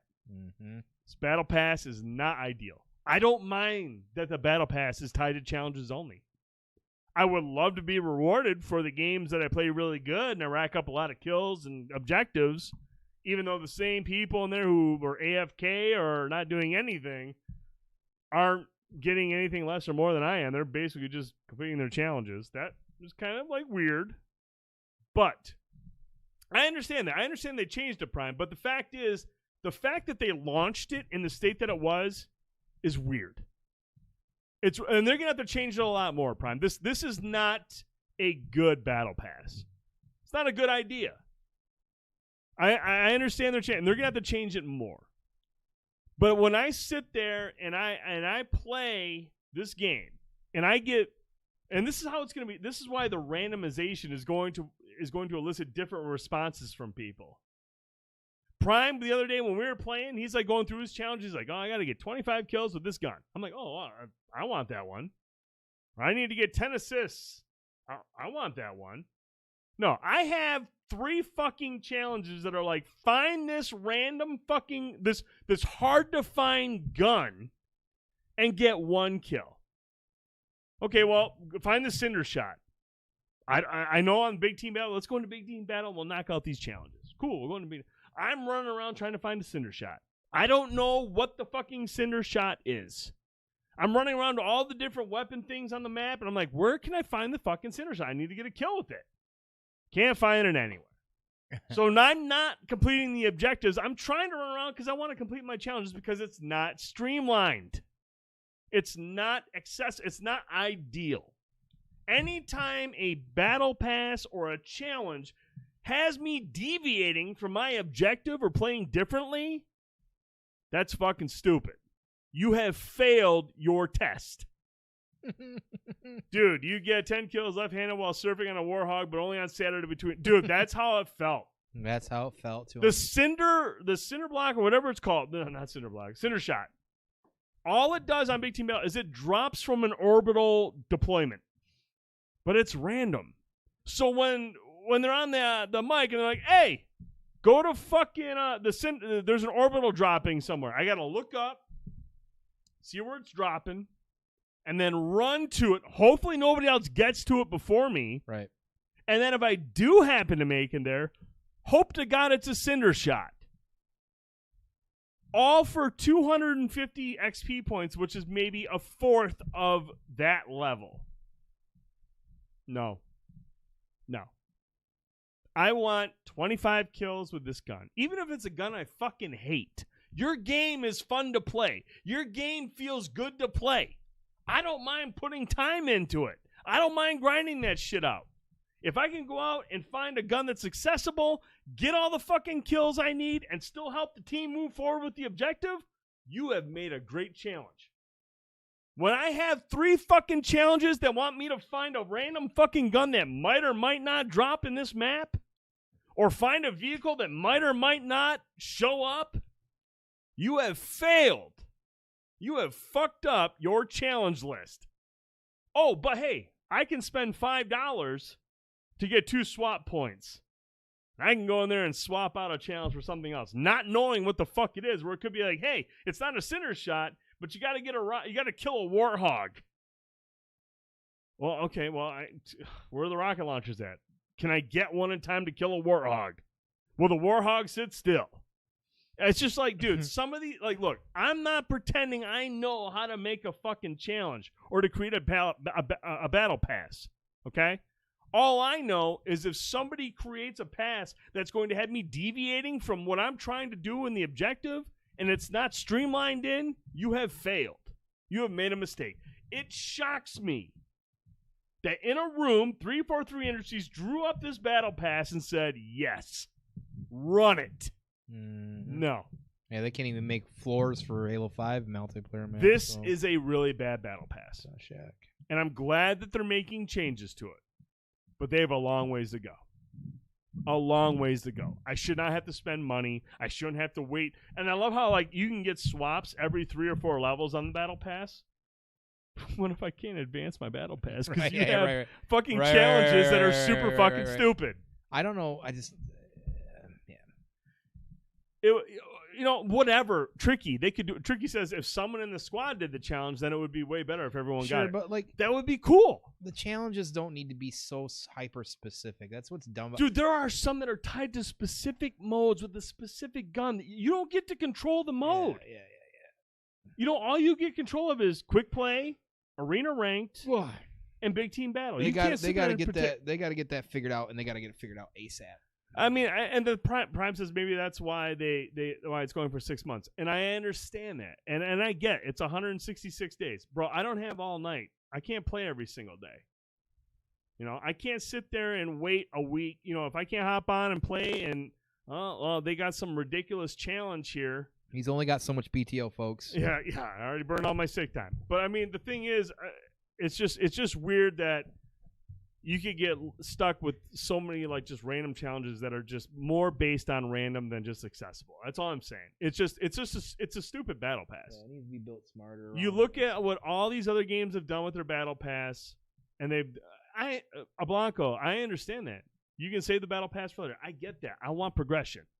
I want to be able to unlock the different stuff while I play. I shouldn't spend 5 hours to maybe get a quarter of my pass. There's no way you can explain that or justify that to me. A quarter of your experience sometimes it feels. Yeah, I mean it's asinine. It's absolutely asinine. Yeah. It's a poor battle pass. I'm not ripping on the game. I love the game. I love the gameplay. It's a poor battle pass.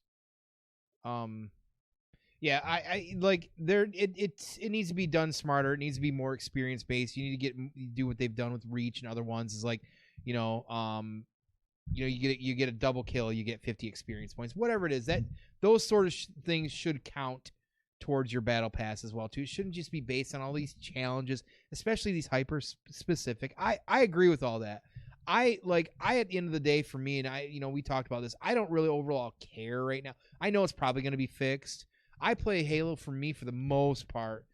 It is definitely, I do enjoy the cosmetics, which is annoying because sometimes they're behind the battle pass stuff, so I get that. I mean, they're all. Or I could just buy a skin for which you need $10. to do because we got a dope ass skin. Shut up. So yeah, I don't do blue. Sorry, but for me, like playing Halo was definitely about more my problem with it. Like I get the battle pass. I think that's fair. I don't really have especially when you realize that everybody's got their own, which is dumb. Right.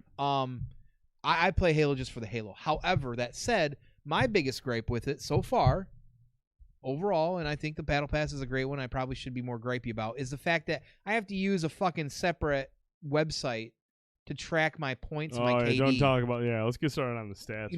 And I don't want to. I don't want it. It's getting late. It is important because honestly, man, this is a skill-based game, and those stats are really important. It is because I don't always jump in looking. I know. Listen, I know it's a first-person shooter, so I know my KD is never going to be great. I also know how I play Halo specifically, which makes it so my KD isn't going to be great. Now, is it higher than Prime's right now? Absolutely, by about 0.5 points. It's not even close. It is. Yeah, I'm not even close. I'm higher than Prime. Yeah, I know. It's not even close. He raised his a little bit this week, but if you got 18 He's hours, playing bots and shit, whatever. so. It's cool. Good for him. So, but I like to look at that kind of progress. I want to see my accuracy. I want to see how I'm doing with the assault rifle or maybe this pistol or whatever it is. But you can't even do that in the game. The game doesn't even track your own fucking stats. And I don't know if I want to say Halo 5 did. Correct me if I'm wrong or not. If Halo did or not track your stats, I don't know because I didn't give a shit about that game. I do know that the last game that I played a lot of, which was 4, tracked all your fucking stats still. Mm-hmm. Oh, you got 742 kills with a grenade. You had 40,000 double kills, whatever it is. So I just that one's really puzzling to me. I find that, yes, because it is skill based. Why aren't we able to look at that? We can still do the great stuff that Halo does, which is you can check your last match and video and maybe clip it. I don't know what you can do with it, but you can still review that and stuff as well too. You can do all that shit, but you can't tell me how many kills I got for my entire career. Yeah. And I like that stuff because I like to be able to look at the stat. Like on Call of Duty, I can look at my individual performance for every gun. I can see which guns I'm weak at in terms of accuracy. I can see which ones I'm strong at. Yeah. And when I can see those stats, like I love the academy and the armory in Halo, where you can hop in there and I'm gonna pick this gun, figure out what the fuck I'm doing wrong with it, and how can I become more efficient with it. I need those stats in a skill-based game. The fact that the stats in this game are so lame is boggling to me. I don't understand that at all. How do you not have just a traditional stat page and weapon performance page? I understand it's in beta. This game's been in development for a long time. And for a shooter, a multiplayer online shooter, a stats page is integral. And hey, maybe that's coming at the actual release. I just feel like everybody's so focused on the battle pass being an issue, which I digress on that. I get that. Some of the more but why are not? I haven't seen anything really talking about the fucking stat. I've seen some people talk about it, but I feel like, goddamn, that's a pretty big fucking deal. So. And the only reason I'm being picky about it because I really want this game to be the definitive. Well, if you're gonna put shooter. your time in it, you want to make sure you're getting back. I need that feedback. Yeah. Well, you want to get what you're putting into it. Exactly. So I get that. But I mean, from a stats perspective, I need that feedback in order to excel at the game. Right. So I know which guns I need to work on and which ones I need to change my philosophy. Everybody just needs to start with a battle rifle. Everybody would be good. Everyone, I love the battle. Well, actually, here's the thing, Tone. You will like to hear this. In Arena Ranked, you start with a battle rifle. As it should be. No pistol, all battle rifle. Oh, my God. My PB got hard. Friday night, gonna be wild. All right. We got 2 more topics. We want to get through these for y'all. I am actually going to go grab a drink real quick. But I'm going to call it a Tones preview break because I feel like there's some really good conversation. I want to talk about Chucky, and I'm feeling really good right now. I'm feeling a lot of energy. I love y'all very much, but I need to get a drink. I drank these beers. I'm going to go get a strong-ass Vizzy. Okay? I'm going to go get a strong-ass Vizzy. Here's what I think about stats. It all comes back to Waypoint. They have a mobile app. For Infinite, the mobile app has nothing on it. It's incredibly light. I've already checked that. The Waypoint app has dick on it. They need to really update that as well. When it comes to Halo 5 and the Master Chief Collection, you can click on those and you get a lot of stats. But for Infinite, it has not been updated for that. But again, this game's been developed for a long time. How it's not ready? How's a stat page? Also, you shouldn't have to go to a separate app to get your fucking KD. Valid point. I shouldn't need to go to an app. I should just be able to go to the in-game stats page. On Call of Duty, I can go look at every single fucking gun and look at my KDR and my accuracy and everything with it. That's a basic thing, dude. It's a basic thing. True. Be right back. I'm going to run a Tones pee break just because it's been a minute, but I'm just grabbing a beer, so we'll be back really fast. Be right back, y'all. All right, we're not.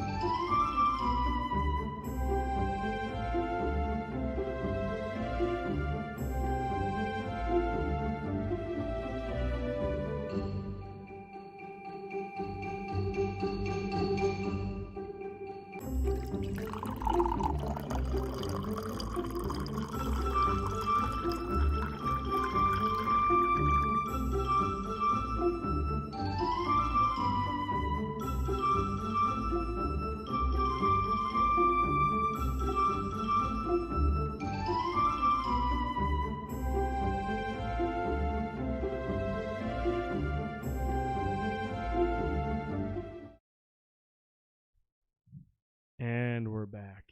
I got myself a Vizzy because I drank all the Christmas ale. So now I'm on to the Vizzy. And this week, we found out the nominations for the Game Awards 2021, which will be airing live at 9 p.m. Eastern on December 9th. Now, there are 30 categories of nominations. We're not going to talk about all of them. No. Just a couple we wanted to address. Yes. You can obviously go over to Jeff Keighley on Twitter, and he'll have all the nominations. I mean, he has esports. He has everything covered in terms of nominations. It's absolutely absurd. I don't like him personally, but I do give him respect for He puts a great show together. Well, he works hard. Because it was a goofball joke for so long at first with the Game Awards, and he was the one that kept going and doing his thing with it. So, you know what? Respect to that. So. Look at Wolf. I was looking for you guys in the nominations, but couldn't find you. You guys got robbed. I thought so. We definitely got snubbed. There were some influencers and personalities that I was just way better than they are. We got some comments on that. Anyways, I wrote a strongly worded letter to Jeff Keighley. I'm pretty sure he just put me in. I just sent him a picture of me selfie with a middle finger. And your junk hanging out because you're a fucking perv. All right, so like I said, there are multiple categories. There's a couple we just wanted to take a look at real quick because I thought they were pretty interesting. First up, I'm saying best action adventure game, and this one has me and you and I both wondering, like, man, should we have given this game a little bit more attention? First one, Marvel's Guardians of the Galaxy. Do you remember that, dude? A couple months ago, we were talking about, like, we don't know what the fuck this game is. It's probably going to be terrible. It is up for best action adventure, and it has scored incredibly well with the critics. Cool. And everyone I've seen on Twitter that I follow, they're like, man, this game is really fun. I mean, awesome. I do, at this point, I do want to play it and check it out some point, but I'm definitely going to wait for a sale price, and we'll talk about the second one here. Why? Metroid Dread. That would get debatably it's a tough one because there's another one in there too. That Metroid Dread was a great game at $13. You guys all know I just beat that recently. I definitely feel like it was a $40 game, but I digress.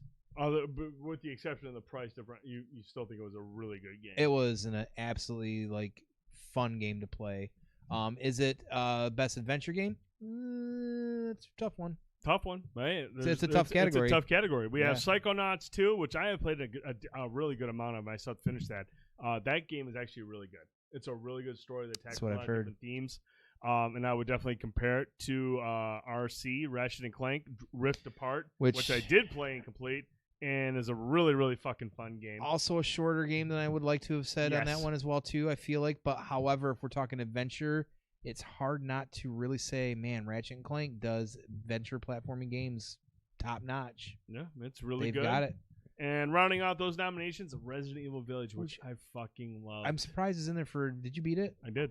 No, you didn't. No, I did. I know. And the one thing I really liked about this one, man, is the way it ended was so much better than 7. The ending of 7 was so... The final boss was so disappointing. The boss battles in this game were fucking dope. I watched Anhouse play some of this game, and it was pretty gnarly, some of the boss battles. I'm going to guess there's a lot of people out there to root for Resident Evil in this one. I think this is kind of a tough category. Yeah. Because I feel like a lot of these entries, some of them kind of transcend other categories as well, too. Mm-hmm. I feel like that'd be a tough one for me because I've had hands-on of them.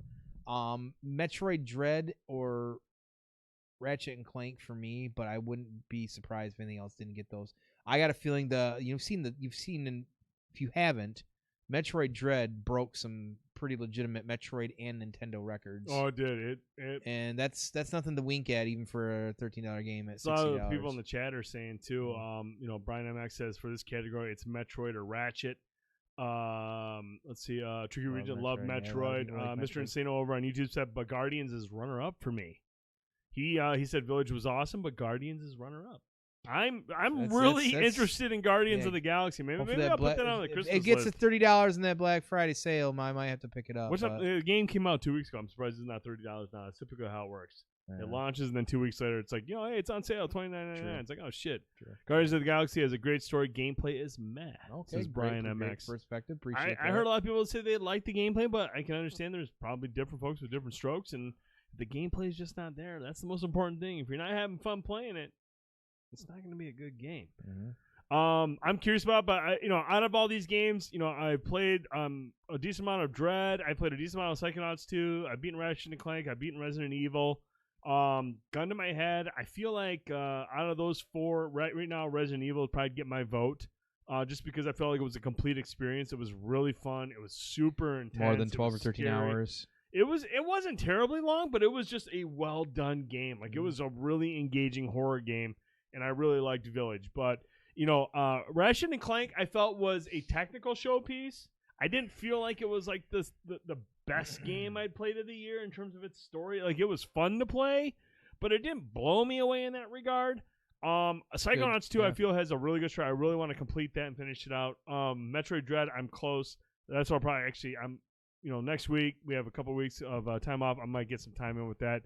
Insano says atmosphere is on point. The entire horror experience is horror, which was fun. No, they did a great job with Resident Evil Village. I thought they did just an exceptional job capturing everything that makes those games great. So right now, I'd say Village is my vote, but I still have to finish Dread and Psychonauts 2 to know for sure. Moving on to Best Action Game. I know somebody mentioned Back 4 Blood. That is up for a vote. Back 4 Blood, Chivalry 2, Deathloop, Far Cry 6, and Returnal. That's a wild group for action games, man. It's also what makes, I think, that unique. There's not a lot of like huge names in that. There's not a lot of huge names other than Far Cry, which is kind of is a big name. Sure. I mean, that's usual. But I mean, Chivalry 2, other than PC, I don't know if a lot of people were really expecting much from that. I've played it. It is actually it's very exciting, but there's a steep learning curve to the controls in that game. It's kind of like For Honor. There's a lot of intricate stuff going on with the controls. I imagine once you get really, really fucking good at it, it's probably awesome as hell. I could see that. But it requires a lot of practice and getting good at the game. I love the premise of Deathloop. I have to get back into that and finish that. Far Cry, the thing is, man, with Far Cry, if you've played Far Cry, you know what Far Cry 6 is. Yeah. You really know what it is. They made some changes to the equipment that you wear and how it changes the stats of your character. So I thought that was interesting. Out of all these games, Back 4 Blood, I seen Mr. Anderson said Back 4 Blood, no question. No question for Back 4 Blood. I liked what I played of Back 4 Blood. I think it's a really interesting game. It's got some pretty cool moments.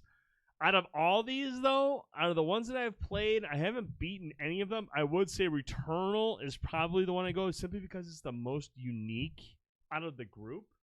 Far Cry is Far Cry. Deathloop is pretty unique. But in terms of like exhilaration and story and gameplay, Returnal has the edge there. Back 4 Blood it's a fun co-op game. There's actually some pretty cool elements with the cards that you can use and the levels and whatnot.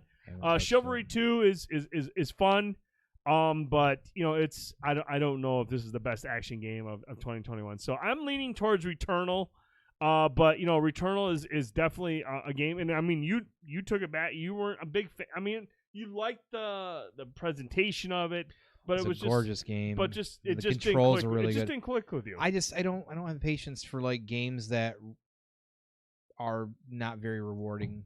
Like, is it rewarding when you get to through another whole piece and get to move on to the story? Sure. If that's rewarding for you, that's rewarding for you. Right. That's not rewarding for me at all. Like, I don't want to have to fucking every time I play a game when I've got time to play a game to rip my fucking pubes out just to enjoy myself to do it. So.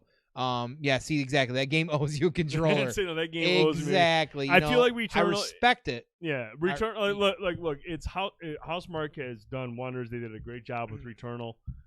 It's reviewed really, really well. Mm-hmm. But it's definitely going to be one of those love it or hate it games. It's a niche series. Yeah, so. it's a niche series. It's a niche genre. But I think the fact that it's because it's Housemarque and they've made this was a big stretch for them compared to what we're used to from Housemarque. Yeah.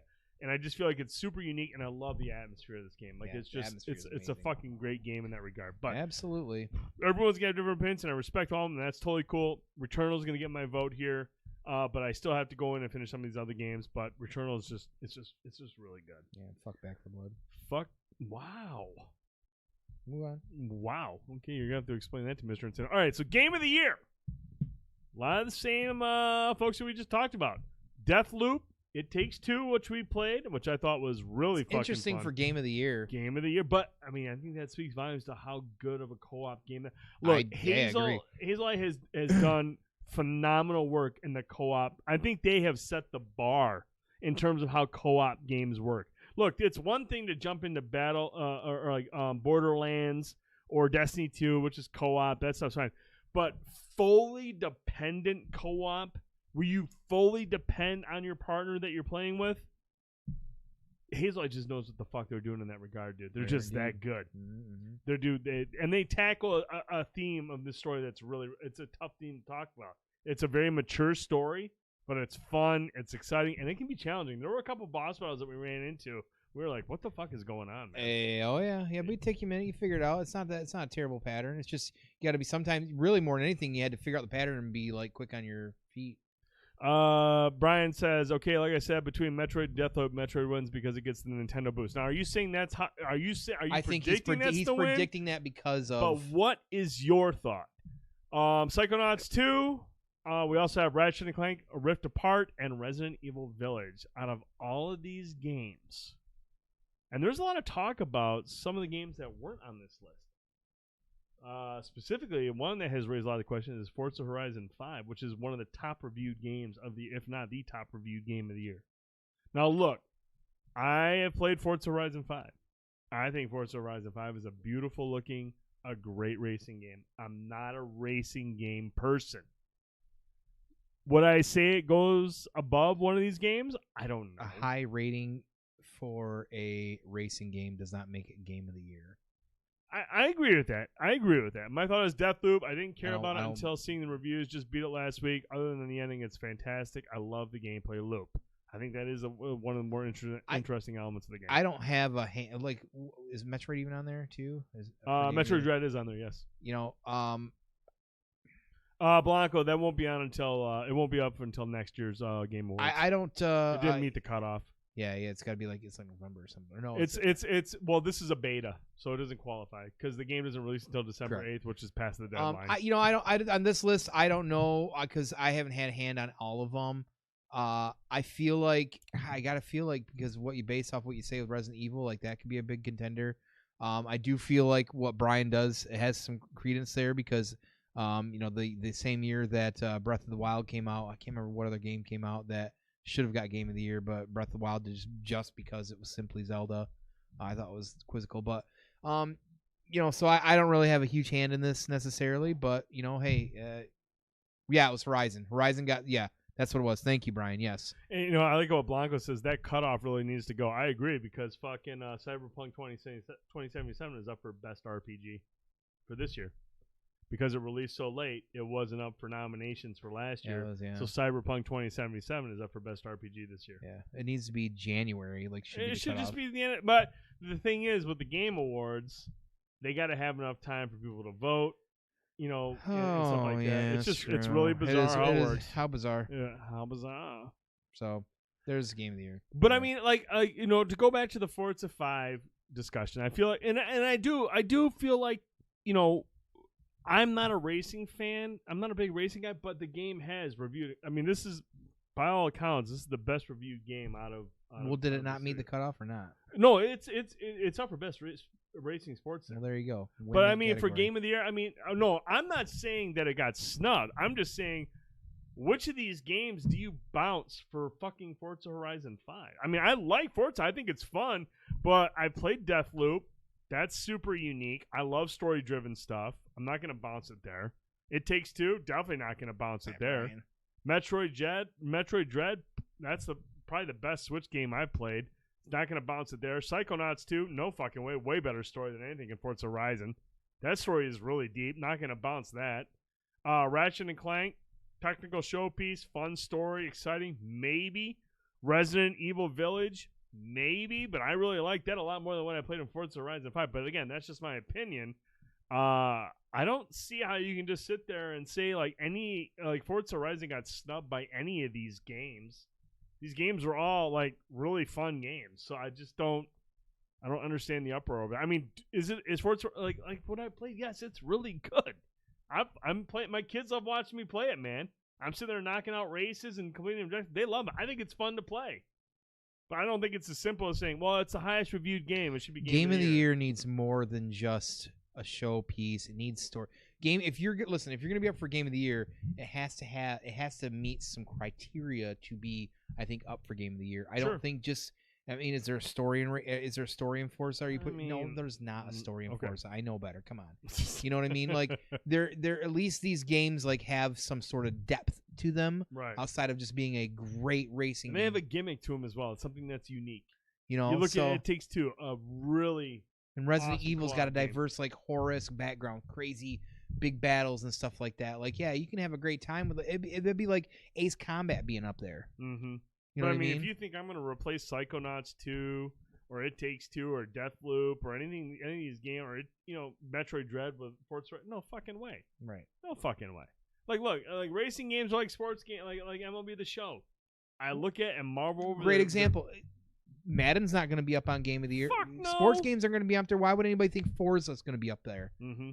Fucking hell. And Brian just says, I feel like Game of the Year should be the game that the most fun for the most people, but fun is subjective. It really is. It is, but I also think that there's value in having more than just being some form of either niche genre or showpiece of something. Mm-hmm. Game of the Year means you hit certain criterias, and it's more than just a one thing or a shtick. Sure. That's that, and I will hold to that. And and I've been really extra passionate about this since the bullshit that Breath of the Wild beat out Horizon that year. Because while Breath of the Wild's a great game, no one's going to take away from that. We've been down they turned the wheel. They added another spoke in the wheel that was Legend of Zelda, doing things that other games had done, which was be fully open world and crafted.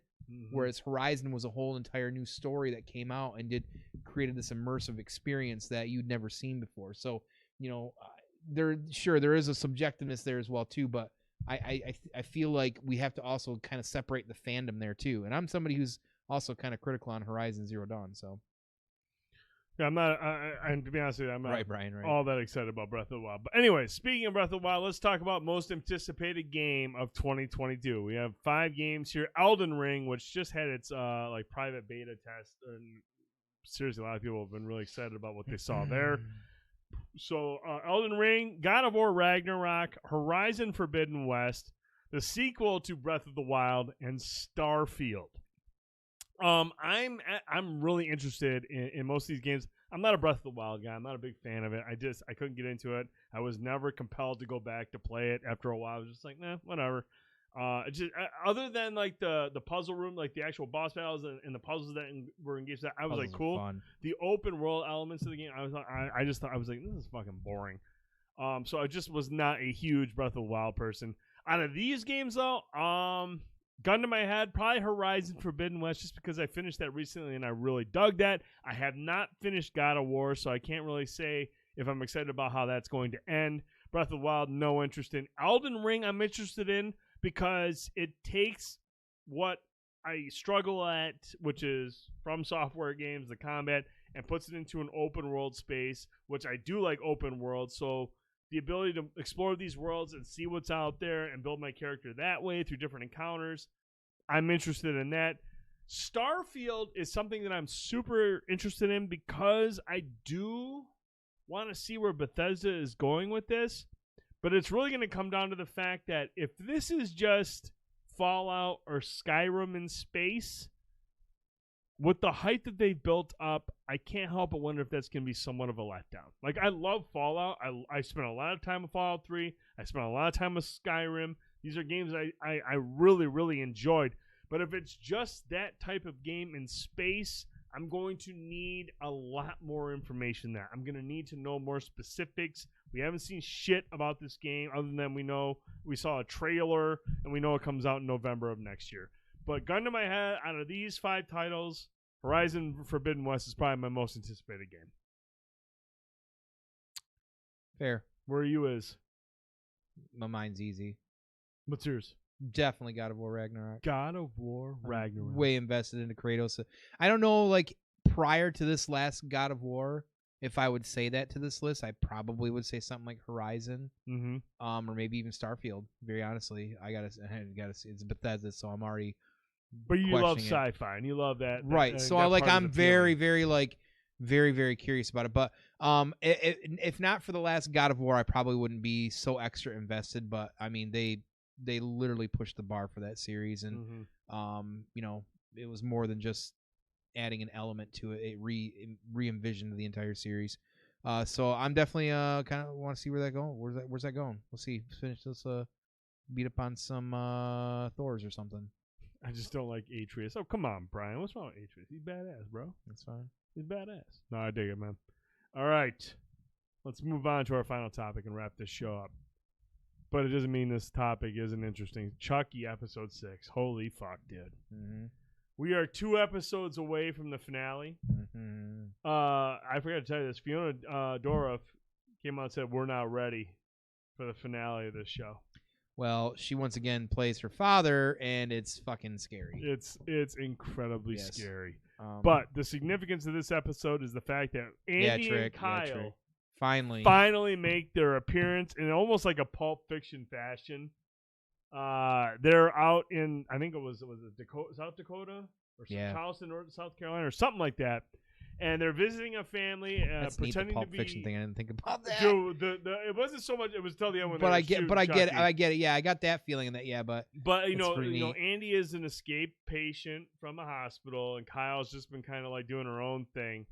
Kyle was the female protagonist of Child's Play 2. Andy has obviously been Andy Barkley. He was Chucky's first like nemesis, so to speak. But they're visiting this family, and I can't remember where the fuck it's at. I'm drunk, but they're pretending to be Census Bureau people, and they ask, they're interviewing these families, and they're specifically focusing on the kids, trying to say that we're trying to get these kids interested in the census. Like, hey kids, do you have any friends upstairs that you can bring down? So their daughter goes upstairs, brings down a bunch of toys, and she's like, oh, I forgot so and so, Charlie, and she brings down a good guy doll. And Andy is like, oh, this is Charlie. And so, she hugs Charlie in front of him. And that's when Charlie the doll looks at Andy and he's like, you made me do this. Pulls out a knife. And Andy stands up, pulls out a gun. And him and Kyle both just are unloaded. He pulls off a nice headshot on Chucky. Yeah. Shoots Chucky. And then him and Kyle both stand over. Very, very reminiscent of Pulp Fiction. And they just start lighting this Charlie doll up. And there's blood everywhere. So that comes back to what we talked about a couple weeks ago. There are multiple good guy dolls out in the wild that have Charles Lee Ray's his essence. Or yes. what was it? Well, he's been like putting his pieces into like different things. So there is more than one Chucky doll out there, or one more dolls out there with Charles Lee Ray's soul in it, so to speak. So that's established early on. So it was really cool to see them in it. They're making their way to Hackensack. They contacted Jake again and said, hey, look, this is what Chucky does. You know, they kind of gave him some insight. Like, he will strike when you're most vulnerable in places you're most vulnerable at. So they give him a little insight, and they basically say, we're on our way. So we know that Andy Barkley and Kyle are on their way back to – it's going to be a fucking showdown. You know, we've got the good guys. We got the bad guys. It was also really cool because we got to see more of Tiffany and Nika. You love Jennifer Tilly. I love Jennifer Tilly. And Jennifer Tilly is just eating this up, dude. He's just eating this up. Does he split his soul up in the movie? I can't remember if it was Cult of Chucky or something else, but yes, Tricky, he does split up his soul. And that's why Nika is able to, that's why Charles Lee Ray is able to possess Nika in certain moments, because she's been, you know, parts of Chucky have been, possessed into her.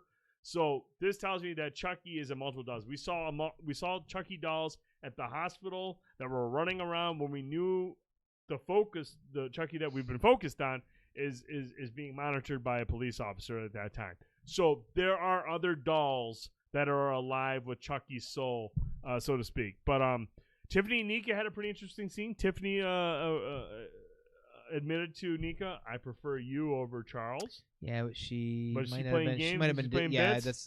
that's why I told the wife and said she's just doing a bit. She's doing a bit. Mm-hmm. But which is interesting, Tiffany purchased the house where Charles Lee killed his parent or his mother. So that was really interesting. So they're getting set up in Hackensack. So Tiffany obviously has a plan. She has something going on. Kyle and Andy are coming to Hackensack. But here's the thing, man. Chucky is on a fucking rampage now. Chucky's out of his mind. Chucky is a full-on asshole right now. Obviously, last week we found out that Junior's mom had cancer. And she had another just heartfelt conversation with her shrink this week, talking about, I'm just going to go out this door, and whatever's waiting for me, I'm going to take it head on. And she goes out the door after the appointment. She's standing by the window, and there's Chucky with like this push cart thing and pushes Junior's mom out the window, and she lands on the car that Junior is sitting in. It's pretty gnarly. Junior witnesses the death of his mom, who had just like this character development last week. We were like, oh shit.